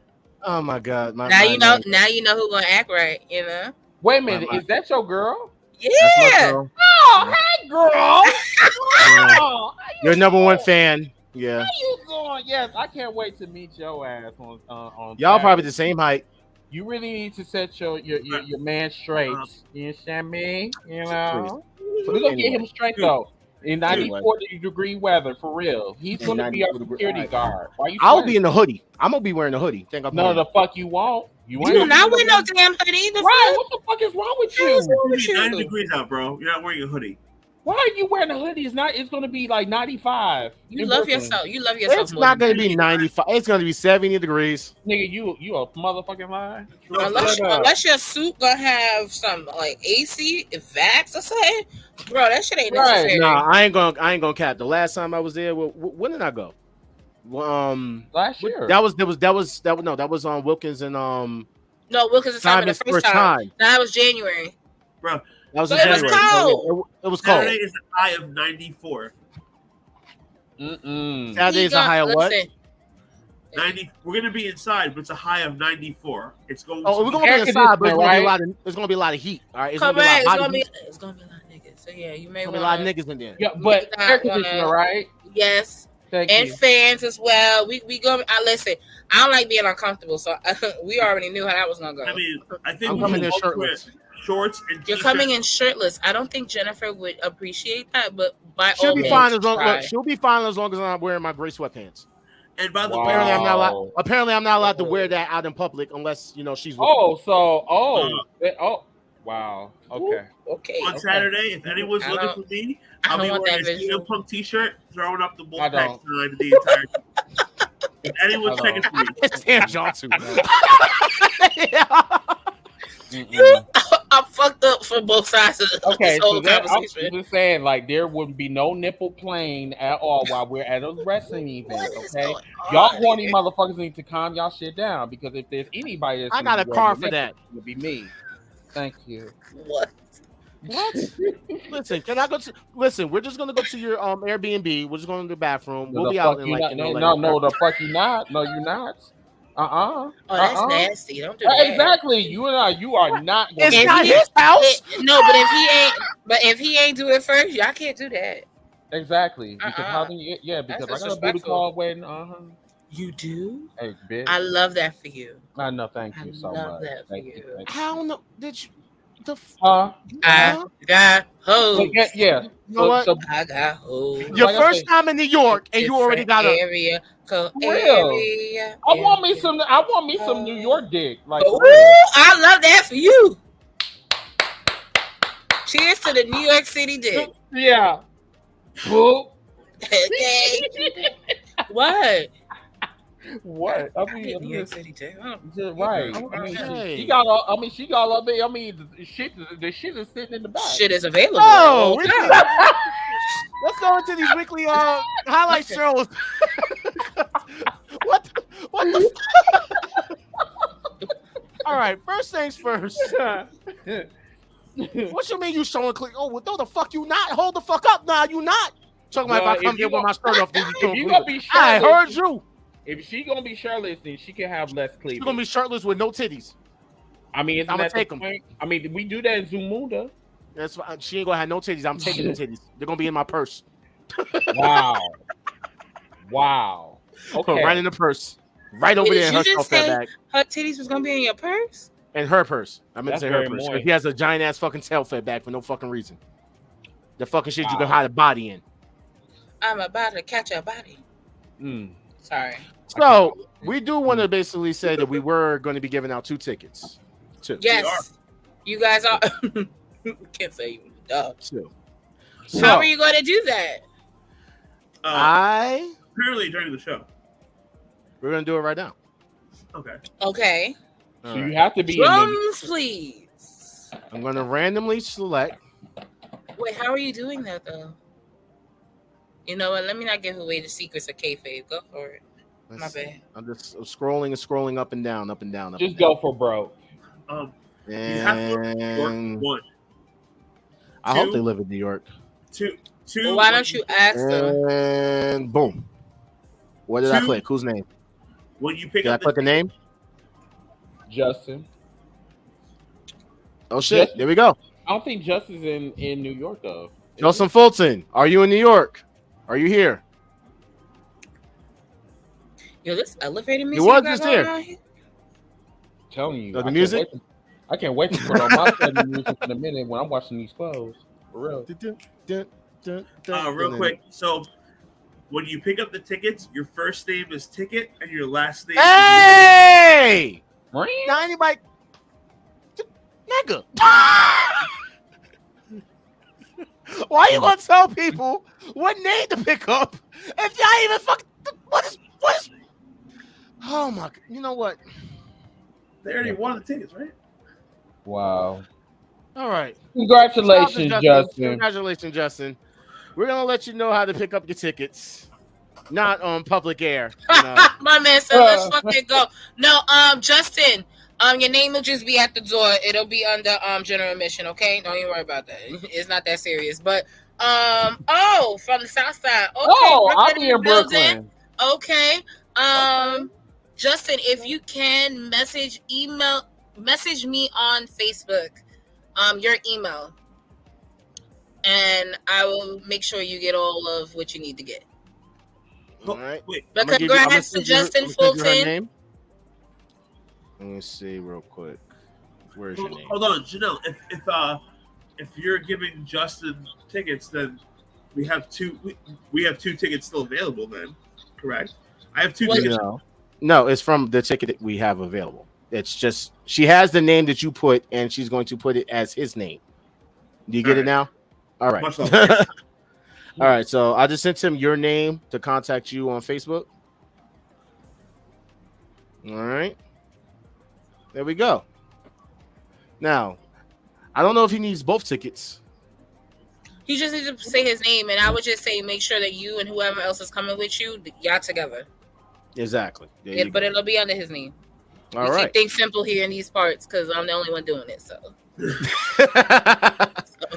All right. So just going into some stuff for the weekly shows before we get out of here. Was there anything that really struck? I know SmackDown with the rules of engagement. The segment pretty much was the only thing that really mattered to me on SmackDown. Can't think of anything else other than Bianca and Charlotte and Asuka's fiasco with the EO thing, which doesn't make much sense, even though Bayley was on there, but she's still injured. I don't know, but I honestly don't know what to make of it.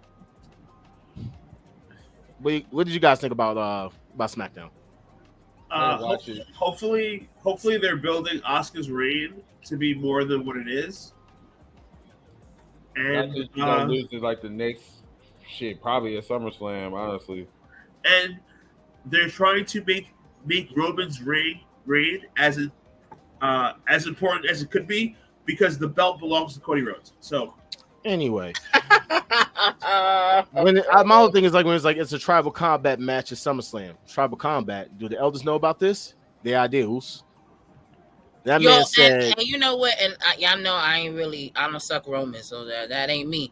But what I will say though is Roman sold everything about that whole segment. Everything to what did the elders say? No. Like I thought I was watching whatever. I thought I was watching fucking Lion King. I was like, what is going on here? But I loved Roman's facial expressions, and I loved how he sold the segment, and I love even down to when they touched foreheads and how symbolic that is in their culture.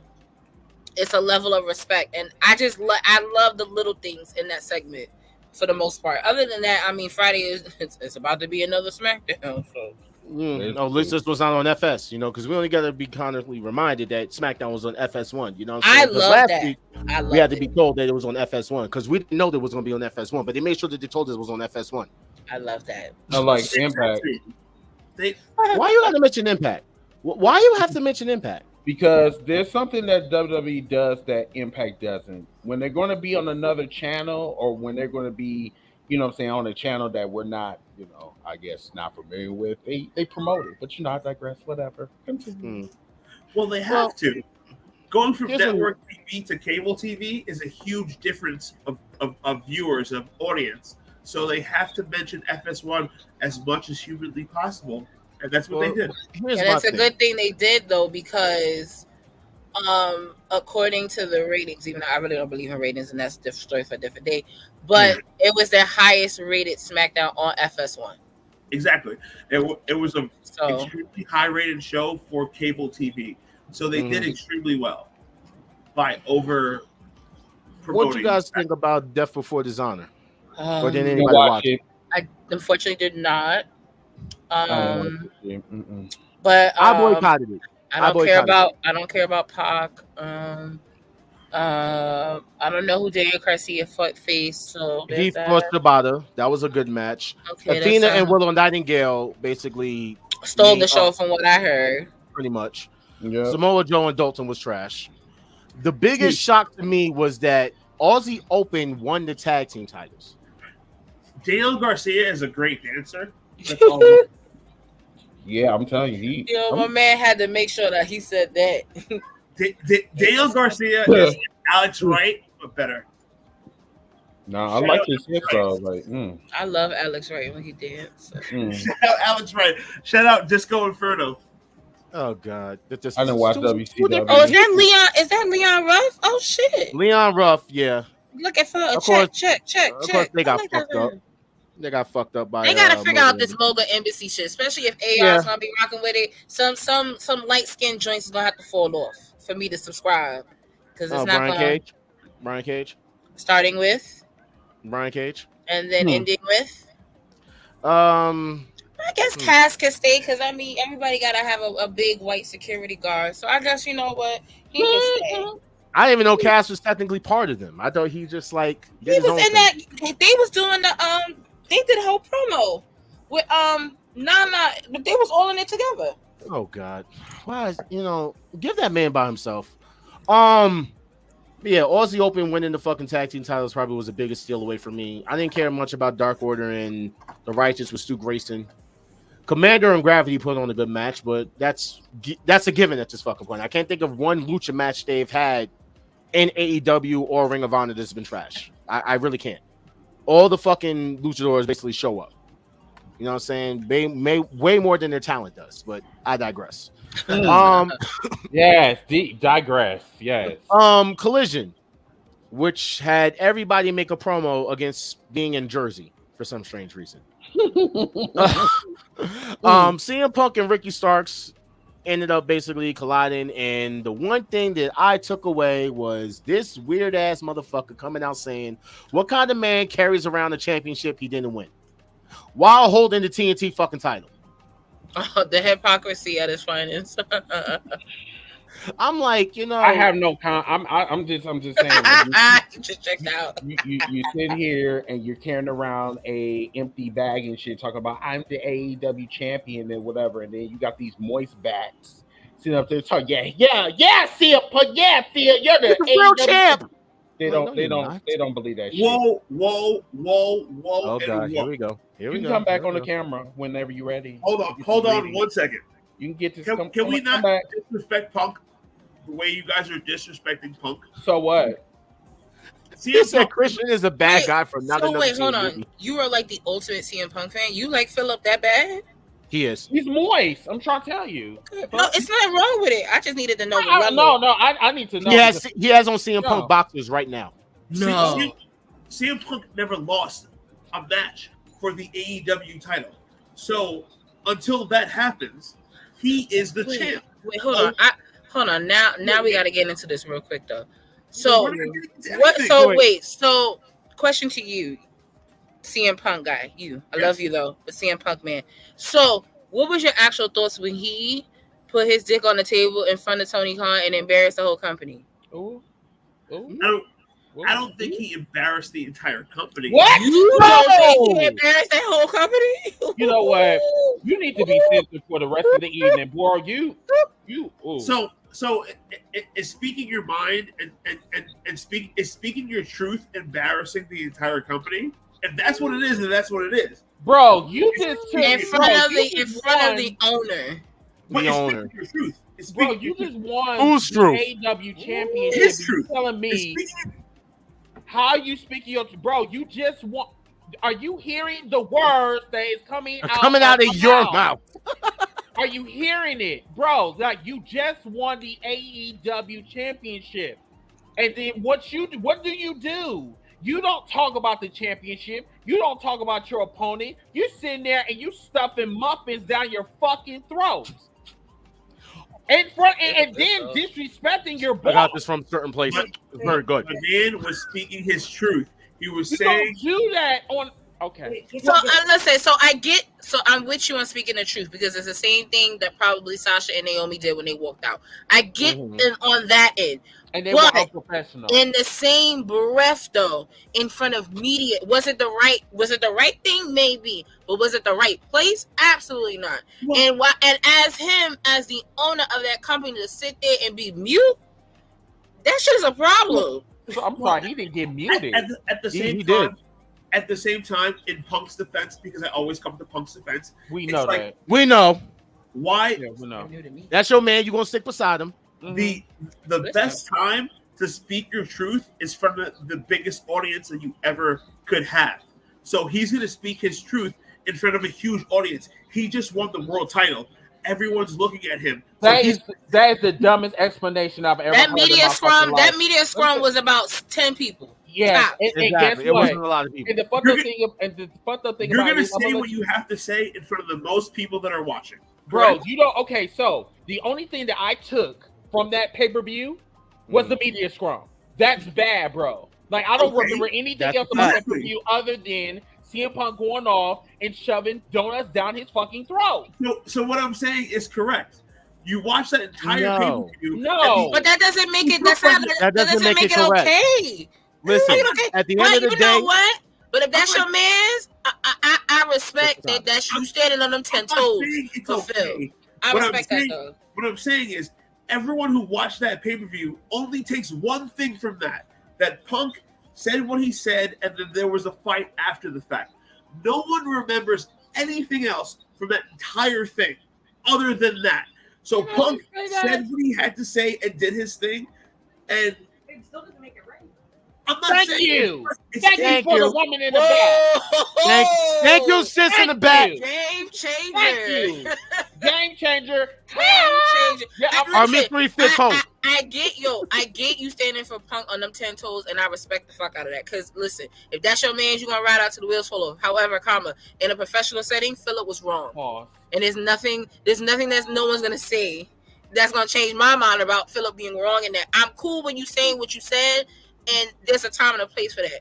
And that time and place was not that media scrum. And you getting all rah-rah and your homeboy getting rah-rah with the other ones was unnecessary as well. And he's has a higher position than you. You're just a wrestler, a worker, and he's actually someone that's employed by the company to do certain things. So at that point, I wouldn't have done that personally.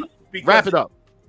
It wasn't the right place at the right time. But at the same time, he did what he did. And guess what? He's going to be world champ in another 6 months anyway, so who cares? Anyway, but did you say you that he is world champion right now? No, he's not. So he's not. Now you had Action Andretti versus Jay White and Juice Robinson. Not a bad match. Slice of bread? Slice of bread, Jay? Okay. I don't know what they're doing with Action Andretti at this point, or Darius Martin. I guess they're a tag team. I don't know what's going to happen with Dante Martin. Maybe he's coming back and Dante needs to come back like Matt Hardy. They rotating light brights on that show, so that's not wrong. When it comes to that tag team, yes. Because one minute he's with AR Fox, now they with Action Andretti. They rotating these talents like it's seasons. Like I said, Dante Martin needs to come back like Matt Hardy when Edge was with Lita. And he's to attack Kyle Fletcher first. Okay? He needs to beat the shit out of Kyle Fletcher. This guy. I'm sleep. But you know what? I'm not against it though. So it's good. It'll make good TV. Not gonna hold you. It'll probably be the best storyline AEW would have all year long. Sky Blue would turn heel. That would be the best thing for her. What? Ooh. Yeah. That would be the best thing for her. Nah, I'm not concerned about Icy Hot. Not concerned about that. Well, we should be concerned about That's funny.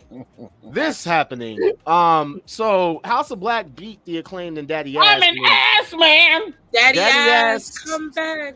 took the boots off, hung it up, and walked right out, and didn't even. Some good ass thighs. There's some good ass thighs he got going on. In his tube socks. Yeah, you the stupid. the Those are probably the compression. They're probably compression socks, you asshole. Oh my god! I was like, not the tube socks. The tubes. But yeah, That brought me back to Fresh Prince of Bel-Air. apparently his wife posted a thing saying something about retirement never looked so good. So I'm cranking in my tube socks. But I think he's officially retired now. I don't. It'll all lead up to the fucking Acclaim win them trios titles in Chicago. I don't care. I don't need them to win it. No, Give it'll it be tough. every They should. time. Low-key, they should have won it a while ago. It's Low-key. gonna be a huge heel turn for Daddy Ass, right? Oh, If he turns on them? He's gonna turn on them, go back with his kids. I didn't even think of it like that, but that's It's gonna sad. be- What He can't go back with his kids. His kids is with Bullet Club Gold. No, man. the fuck is What that do you even? mean ODG? What I is mean, that? like, shut The up. fuck is that? No, don't do that. Is Bullet there a Club Bullet Light? Club? Is there a Bullet Club Silver? The fuck? What? I mean, I think it's bronze. What's going on? No, there's Bullet Club War Dogs apparently, or something like Dude, that. What? They're doing It's too a much. heel turn waiting to happen. Well, let's see, but I don't think he's retired. I don't. No, he's not retired. He first of all, he looks incredible in terms of being in shape, and he can still wrestle. He's not retiring anytime soon. I really don't believe that. I do think he's going to turn on the Acclaimed because the entire Daddy Ass Sister thing is probably over by now. It's done. It's corny. It's done. But I do think that he turns on the. I can't. I don't think there was anything else that really happened on here. I mean, the match. I think the final match was what? Ricky Starks and Christian versus Darby and Punk, and Darby and Punk lost. Why they got Ricky Starks being a half-ass heel now? I don't get Can it. somebody answer that for me? I don't like that. That shit was so fucking random. I mean, like, I don't like that because you win the Owen Hart tournament, which is low-key a babyface thing to do, but then you get into it with Punk, and you're the heel. It would have made more sense. It would have made way more sense for Punk to be. I agree totally. Now, what you just said was 100% correct. You win a babyface tournament, but you win it in a heel way. Now we're confusing the audience. Are you a babyface or are you a heel? I'm not even mad at how he won it though, because in all honesty, Punk's getting booed. So I'm actually not, that wasn't my issue. It was the next few weeks. It was even last week on Collision with the whole CM Punk. I was just like, who? What are you? You see, what my side are thing you is, on? Punk should have been the heel. Punk Oh, yeah. should have been the heel in this entire Absolutely. thing. Punk is It trying makes- to be something that he's clearly not, but I digress. Nope. Like you a say that wrestler? louder. Like a wrestler? A Trying to be a wrestler? entertainer. Trying to be a sports entertainer? A producer? So, Sports entertainer. wait, a fake EVP in the back for a show that nobody watches? They had Starks win the match in a heel fashion, which doesn't help Starks. If he would have just won with the roll up, we're fine. The roll up with the hands on the ropes. Enforcer said CM Cena. I mean, that's basically what he is. I mean, wait. Actually, no, I can't say that because other people actually go over. CM Cena is untrue. Okay. CM Punk takes L's to everybody. Stop it. Now first of all, y'all listen. Y'all know y'all saying anything CM Punk to trigger this man. Y'all gotta chill out. Y'all gotta chill out. I see it happening. I have fun with this shit. I will not watch this man be bullied about him loving CM Punk in the fashion that he does, even though I don't always agree. But it's okay. So Monday Night Raw was. Here we go. Now Cody's next. I'm gonna get trolled again. No. Monday night to me was I'm a Cody boring. fan. She's a Cody fan. The only thing that was good was Becky and Zoe. Oh, and that open Raw, I loved it. And then we went down here after that because we got Dry Ass Drew, and then next slide. First off, you gotta understand. Yo, shout out to Corey Graves with Kaiser. Yo, Corey Graves pulled that out his ass, but it was so good. I was so upset. I could not stop laughing that entire. I was segment. rather impressed. I was like, damn, that was good. Yo, I am Ludwig Kaiser with the ring general. Nah, I was dying, bro. Can we agree that Drew McIntyre is boring as shit? Yes, we all know he's dead. Yeah. He's dog water. Dry as Drew. That's a storm. He's boring as shit. Dry as Drew. Yeah, dry as Drew. Terrible. That's what I mean. That's the new she said. That's not terrible. It's the truth, and you. Terrible. All right, yeah. Ready for this? He's cactus. Ready pussy. for this? There can only be one. Real quick, I think Ricochet beats Logan Paul at SummerSlam, and Ricochet beats Gunther. Or no. Listen, you giving Rico Booty a little too much credit now. Let him go through one hurdle first. wait, what'd you call him? Rico Booty. Rico Booty? Wow. Like you don't get you was reaching on that one. I was like, if he goes back for this Intercontinental title, I don't know. That was disrespect. You said Rico. You gotta relax. You gotta relax. Okay. No, IOD, but he gave you a visual and IOD? Rico Booty, though? I'm just. You ain't hear about him and old girl? Okay. Oh, yes. No, we know. Okay, so we know, so it's the truth. We're saying there's a lot of scissoring that's going on. I love even need to say. Get off the internet. Oh my god! I think Rico Booty beats the only way. No. Honestly, I really don't. I don't even want to talk about this fucking trash ass segment. Like that. Sorry. Whoa! No. He ended racism. That's my Let me guy. ask you a question. Let me ask you a question about Cody. What about Cody Rhodes is trash? He ended racism. Oh my god! Relax your nipples. Relax. Calm down. Before you go on a rant. Calm down. Calm down. Relax. Okay. I have a question about Cody. Do you guys honestly think that people are actually singing his fucking entrance? Absolutely. Or is that piped in noise now? Absolutely No. It's the people from London. No, they singing that song.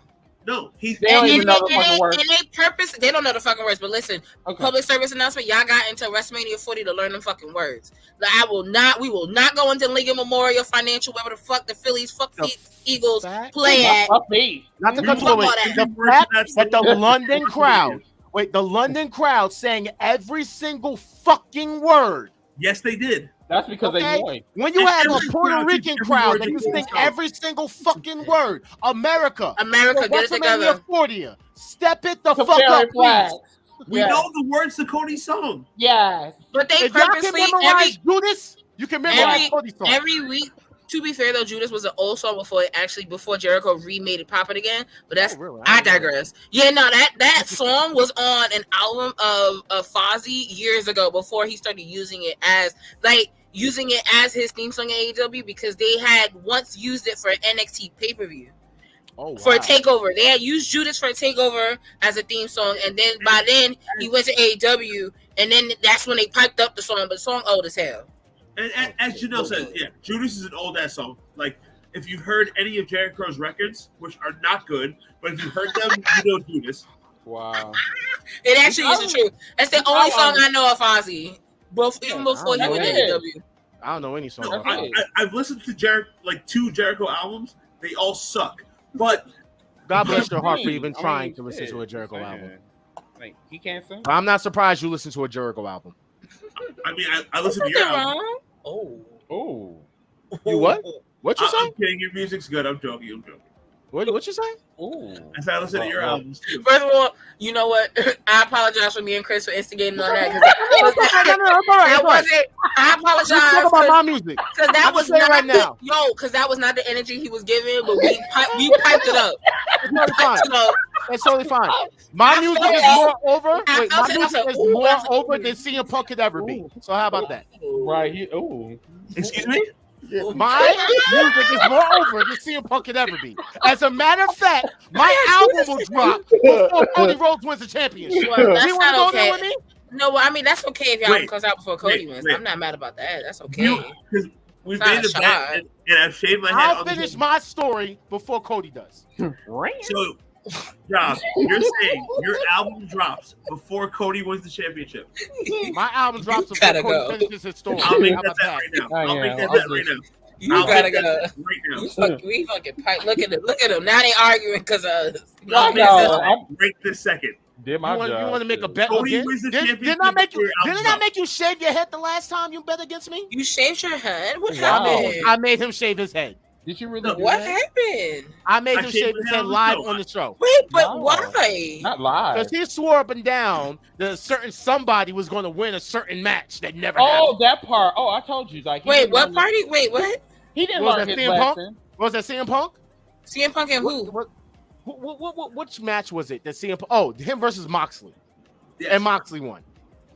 It He was- swore it was up and Punk- down. Oh, He that- swore up and oh, down oh, to high oh, heaven. Okay, yeah, that's a different conversation. Okay, I So- got it. Yeah, I So wasn't there for I that was one. wrong, and I shaved my head on the show. Niggas, But I was rude. I love your honesty. I will Love double take this bet that Cody Rhodes becomes world champ, beating Roman Reigns before Ja's album drops. And I'll dye my hair blonde. I will. Do you even have hair to do that? He I doesn't. have hair. I'll dye my beard blonde. How about that? This guy's all the way back here. What are you talking about? The fact, I love you because your level of honesty is just it's uncanny right now. But man, I said, do you have hair? My man went, there's no hair there, sir. It's no hair. It's all the way back here. You know. Nothing there. But how can What? you be blind with You don't- bald? You better not have the Terry Hogan now. Salute. No, I have the Black Hulk Hogan. I call it the Brogan. So You know what? no hair in the front, there's hair in the back and the sides. You gonna have to do a spin around now. You might have to dye your beard and just call it a day. I'll dye the beard. No, you won't. 100%. Yo, please tell me you bringing this lovely young lady on Saturday, because baby, she is the 5th member of this show today. Because she said, "No, the fuck you not," because that's keep my spirit animal. Because if Michael would have said some shit like, "No, the fuck you not," in the She will background, be there on Saturday. Yes, she will. I'm telling you, them sidebars are uncanny. She will be there on Saturday, but yes, I will I will can't dye. wait. That's fun. Yeah, No, she you not would doing not. that. Yeah, all right. No No, more you bets. will not. Right, say they wait. louder in the back. Before we get Yeah. distracted, because we're about to end soon, but like this right here, going into this, Yeah, you're dying it. If I lose. all because of this, You are. because technically the I man's guarantee actually you will not. But legitimately he's injured. injured. He's legitimately injured. Yeah.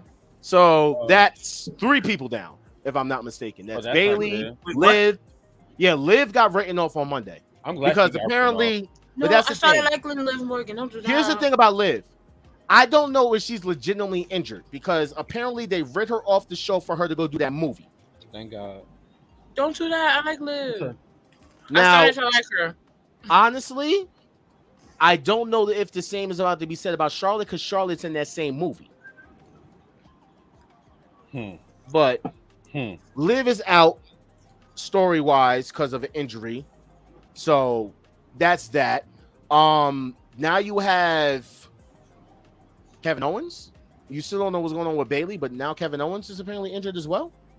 So what's about to happen with the tag team championships? Well, they gotta come off them anyway. So actually, it's perfect timing, to be honest with you. Dude, That the whole run has been boring, other than Kevin Owens. no, the tag team titles have been boring, as you just said.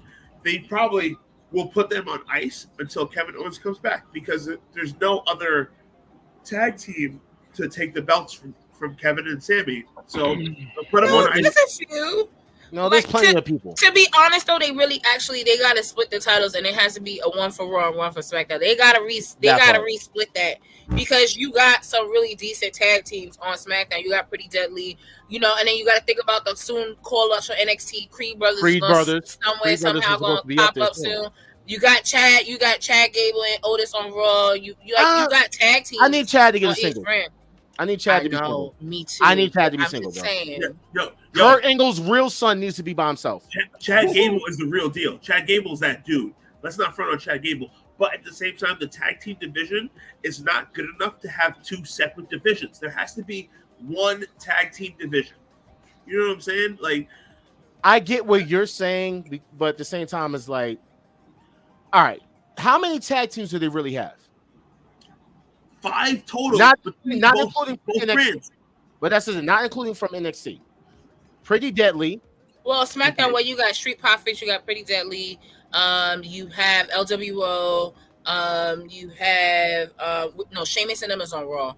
Oh yeah, that's right. They are on Raw. The Brawl and Bruce on Raw. My bad. Who else on Brian SmackDown? Bruce, Street Profits, Pretty Deadly. Who was in that tag team? Oh, no, Imperium's on fucking Raw. Imperium's on Raw. Who else is on SmackDown? Oh, I mean, you still got Hit Row. They ain't catering. You got them. Ain't nobody counting them. Who else? Los Lotharios is in NXT. Fuck Yeah, and they're about to break up. Yeah, which I'm happy about that. I don't know about that, dude. But they have none on SmackDown. But if you go on Raw, you have Imperium.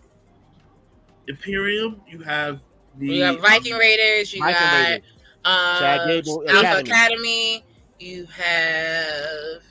I said we didn't mention. You kind of look. You have Judgment Day. We forgot to mention Usos. Yeah, on SmackDown. Judgment Day, they're over just as Judgment Day, not over as a tag team. But they can be because they could all be dripping gold. That's true. But my whole point is that there isn't enough tag teams to have two separate sets of belts. There has to be a unified. After we're naming them, you're right. Honestly, I think this is one time I'm actually having to agree with you. You're actually right on that. I'm thinking about it because outside of the Usos, there's no one that's really capable of holding them titles that would be believable at this point, or even can even create a believable feud. I just don't really see it. Like, dude, if you what are you about to say, sir?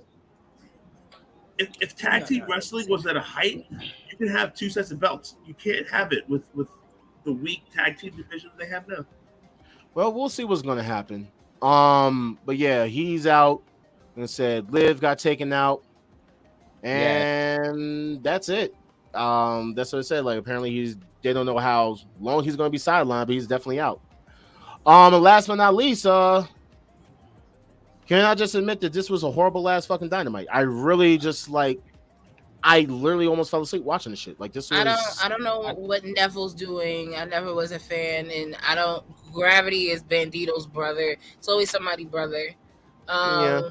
Orange Cassidy, AR Fox. I like AR Fox turning heel. They just got to figure out. They just got to figure out the Mogul embassy shit. I love his porn. Darby and Swerve ended with AR Fox. That's what I love. The trio, the triple threat tag team match was stupid as fuck. Yo, I didn't even. So that was the thing. And AEW on the commentary, sometimes it's a hit or miss.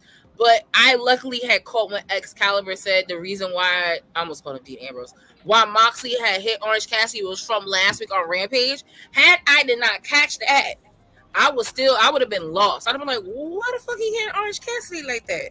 So I'm glad I did catch commentary saying that, but this still is stupid as fuck. And then next week's Dynamite 200 now is a triple threat with one member of each team. When y'all could have just did John Moxley versus Orange Cassidy for the fake Intercontinental title. Like, I don't understand. Fake Intercontinental. I don't understand. I don't like you. Why do you put this man up here with these grills? Please take him. He's a little too big. Take him off. I love Swerve. Swerve is amazing. I love Swerve, okay. But yeah, I feel like they. Oh, y'all. Oh, you got it. You don't like Swerve? Wrestlers to you look do like not like Swerve at all. What? There's a lot of folks in the black community that do not like Swerve at all. Why? What is wrong with Swerve? Swerve? Like that shit that he pulled on Twitter. I think he was talking about the back me up with Janelle. Was it that black? So that it was black shit? wrestlers, the PR 50 list that he complained about. And totally disrespect them. He didn't really support Swoop through that whole ordeal. So that's a whole different story for a different day. It's funny. I remember, weren't they like close? Did a whole podcast together. Yeah. A whole podcast together and disrespected them on air. Wow. which is hilarious to me. I didn't even know that. But no, I mean, listen, as I may, however I may feel about Shane Strickland, because I love me some Shane Taylor now. Shane Strickland, he's an amazing talent in ring. I will never take anything away from that. So, the match that he had with Darby is always going to hit because they have really great chemistry anyway. But yeah, no, you can have Shane. You good on. I'm good on that. Yeah. This little segment where let's just say these two are gold, and I don't want it to end yet. I just don't want it to fucking. They're gonna be tag team champions, which I don't know. I don't know why you're gonna do that to FTR, but listen, why not? Honestly, when the whole thing first started, I thought, okay, MJF just turns on Adam Cole, we have another match. But their tag team is so popular that they should be tag team champs, bro. Like, it took a the life. entrance music is fire. It's fine, dude. Job, you know what's all about the boo. Job, me and you, Dark Feelings, we're the same thing. We're MJF and Adam Cole, bro. Like, that's our. Wait, so who's Anyway, who? so- Oh shit! Well, Anyway, there so go. I'll kick him off anytime he mentions us being best friends. I'm not Why? Chuck, Wow. I'm not Why? Chuck Taylor. I'm not I I'm love not me some Trent- Chucky T now. I'm I not love Trent me some Beretta. Chuck Taylor. I'm I not love Chris some me some Statlander. Chucky T. We're best friends. Yes. That's your bestie. Why you do that like that? Don't do that. I am not. I'm not J.A. Cassidy. We're Dark Feelings. Them abs, I swear. We're a great team. And, Who are you know, dreaming of? Stop dreaming of that nigga. I'm sorry. just like our podcast is over, I'm sorry. they have gotten over. The shit's over. Anyway, can we just? I just want to just. My boy Maxwell Jacob Freeman has played one video game his entire life, and now he's out here calling niggas default calls. Default card. Wait, is He that what he literally- called Roderick Strong? He Oh, called shit. Roderick Strong. He said, "You Default default call." I was like, Wow. I mean, is he lying though? he is not a default creative fucking character. I mean, he is, like, for real. Like, Roger Strong is a default creative fucking. he is. He's a default card. He is an Bro. AEW default card. By far. Yo, you know what? Listen, I just hope. Listen, one or two ways is gonna happen. Either he gonna screw them winning the titles, or they gonna win the titles, and then Roderick gonna try to be happy for them, but then turn on Adam Cole. Yeah, they. I think However he you needs to wanna screw him do out of the it. titles. Screw him out of the titles. No, I really think they should be tag team champions. So this is my fantasy booking right here. They win the tag team titles. Their first defense against whoever it is. Hopefully, it's against the returning Pride and Powerful, right? that part. So, Which I wish he was on the show earlier because I wanted to know like so how the fuck did that happen? Roderick What Strong. happened? Hold on, Dark Knight. So I know for a fact Santana Ortiz was not cool. Correct. I know that for a fact. Completely not cool. Correct. So how in the fuck is it now that did they just talk? Did they like? They might have. I mean, I'll tell you, last time I saw Santana was a few weeks ago, actually. He was at the school. He was doing a class, and he looked really good. Like, got He's back in shape. got some muscle on him, looking really good in the ring. Good, so good. I know he's been training to get back to being 100%. I think I never was a fan of the Proud and Powerful name. Like, honestly, if they're not LAX, LAX, figure yeah. something else out. Or Santana or Ortiz, like just simple shit. I understood the concept of it, but it doesn't click. So they gotta figure that out first. But if they were able to have a conversation as men that known each other over 20 years, then that's a beautiful thing. Because like most people don't know, it goes beyond wrestling for a lot of the guys like Santana and Ortiz. So if they were able to sit and talk like men and figure it out, and once again, because of Santana's injury, I know the contract froze. So whatever the time he was out, he still owes AEW. So he might as well use them while he still has them. Man, listen, Santana and Ortiz will never be as good by themselves as they are together. Like, that's how I feel. And I honestly believe Santana's that nigga. Yeah, like I'm not gonna hold you, and that's just in any tag team. There's always that one that will be the breakout of the one, and Santana is that one in that dynamic. But I believe certain tag teams should always stay a tag team. I believe that they are those two. They make better together than they will ever do by themselves. And with that said, they should be the fucking next tag team champs.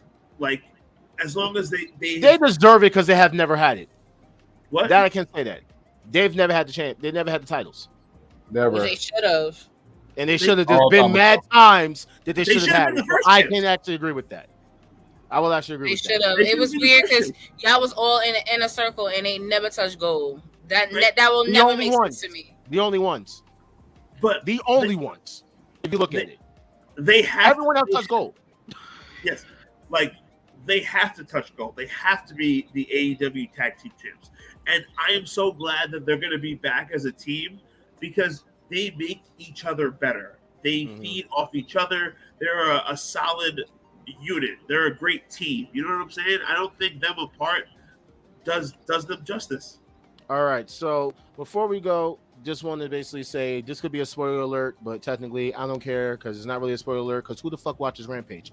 Tony ended up coming out and just basically announcing that apparently the match between Scorpio Sky and Kip Sabian is no longer going to happen because Kip Sabian is apparently injured and has not been medically. What did I say? Scorpio Sky. You're right.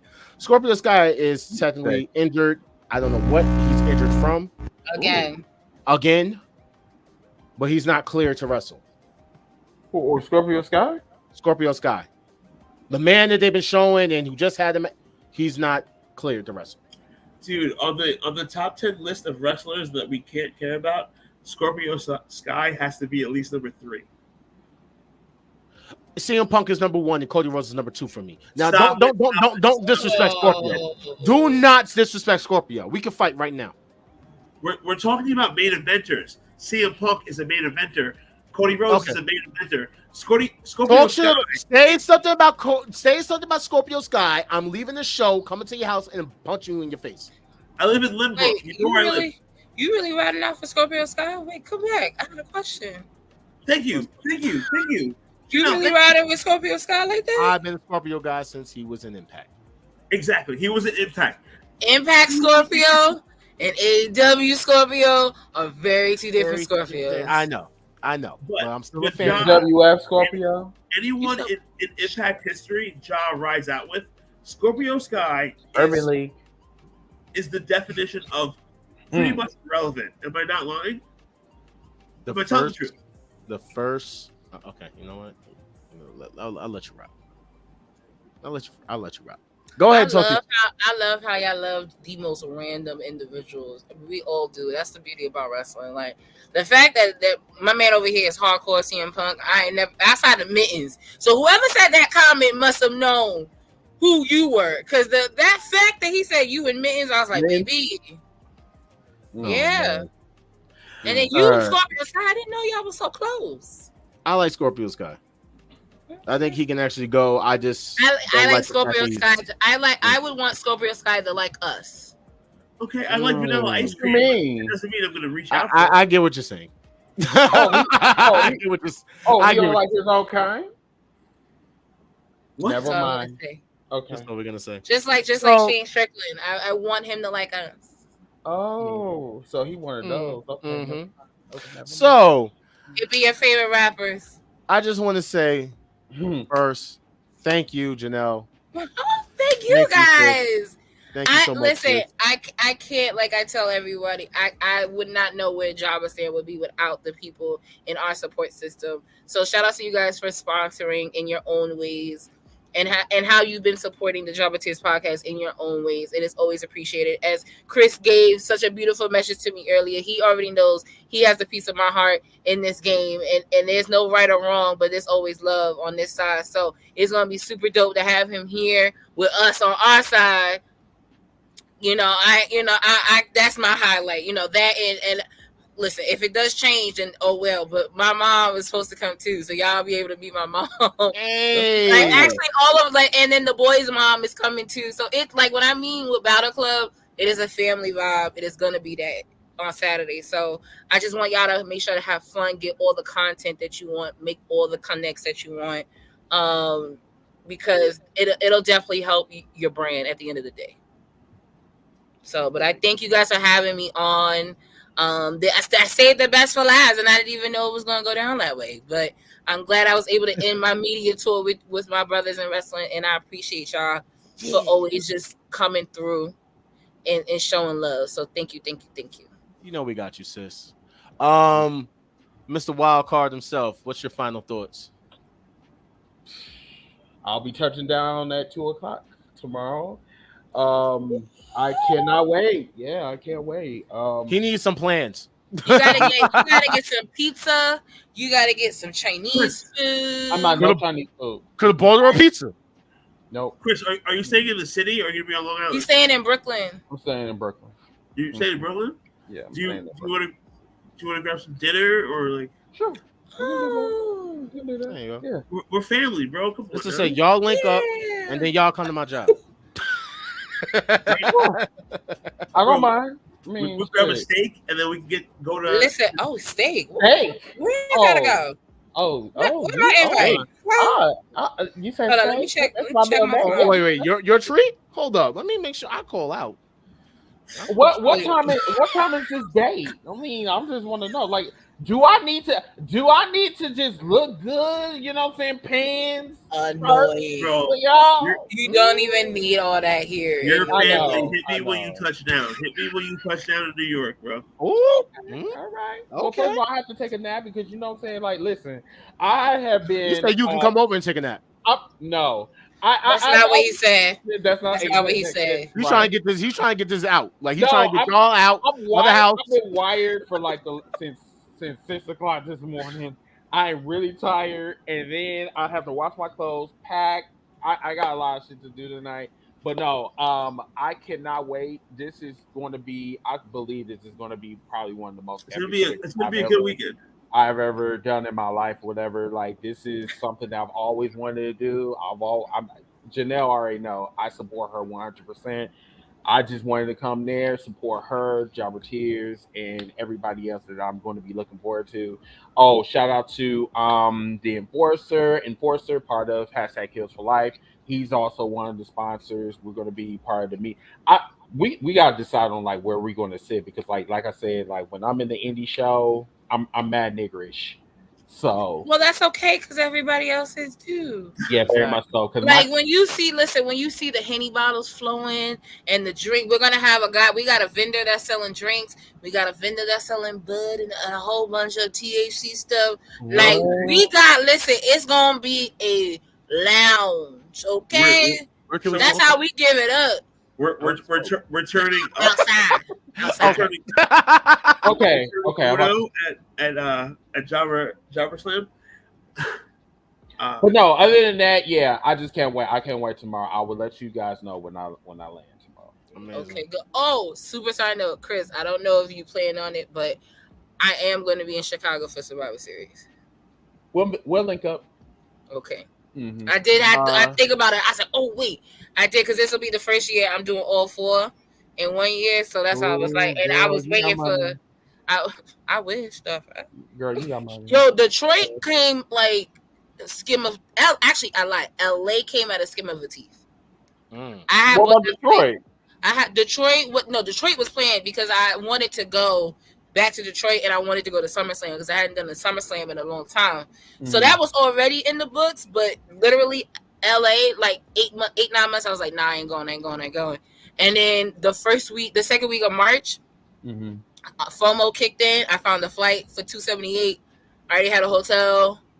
I already had a ticket. I had a ticket for night 1. I just had to figure out night 2. So, yeah, blessings. Kent, what's your final thoughts? Dude, Janelle, first and foremost, thank you for coming through to the show. Saturday is going to be a great time. I finally get to meet my man Chris. in person. You know what I'm saying? We've been buddies for like a year and a Oh, half. I was about to say you gonna call him your best friend too? Like, No, so that you can feel bad. No, he's not gonna call somebody else. I'm not his best friend. I got my best friend. I should tell her to come. Me and John are best friends. I'm just y'all can share me. Grateful for the love from JOBBERTEARS. JOBBERSLAM is going to be incredible. It's gonna be a movie. It's like y'all faces when y'all see your sponsored talent, you're gonna be like, "Yo, get the fuck out of here, dude!" Another stop on this hot wrestling summer. We're your tour guides. JOBBERSLAM 3 gonna be the shit. Be there, be square. Cody Rhodes is still the best wrestler in the world. Whoa! World champ between now and February.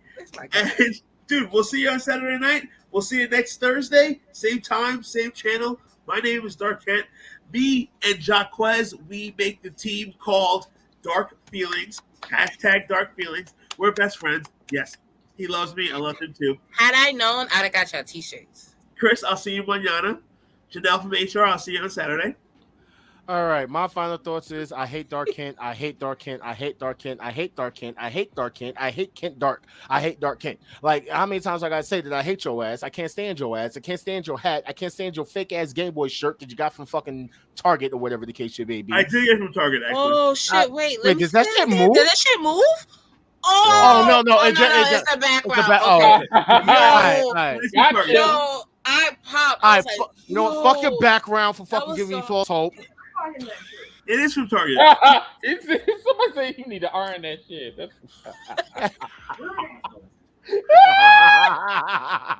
On that note, we'll see you guys Saturday. For everybody that's tuning in, shout out to Justin for winning the contest. And shout out to Janelle for popping up. JOBBERTEARS podcast, Battle Club Pro presents JOBBERSLAM 3 this Saturday. Make sure you be there. This is Jaquez, Wolfpack podcast, J.A. Knight. Yeah! Out.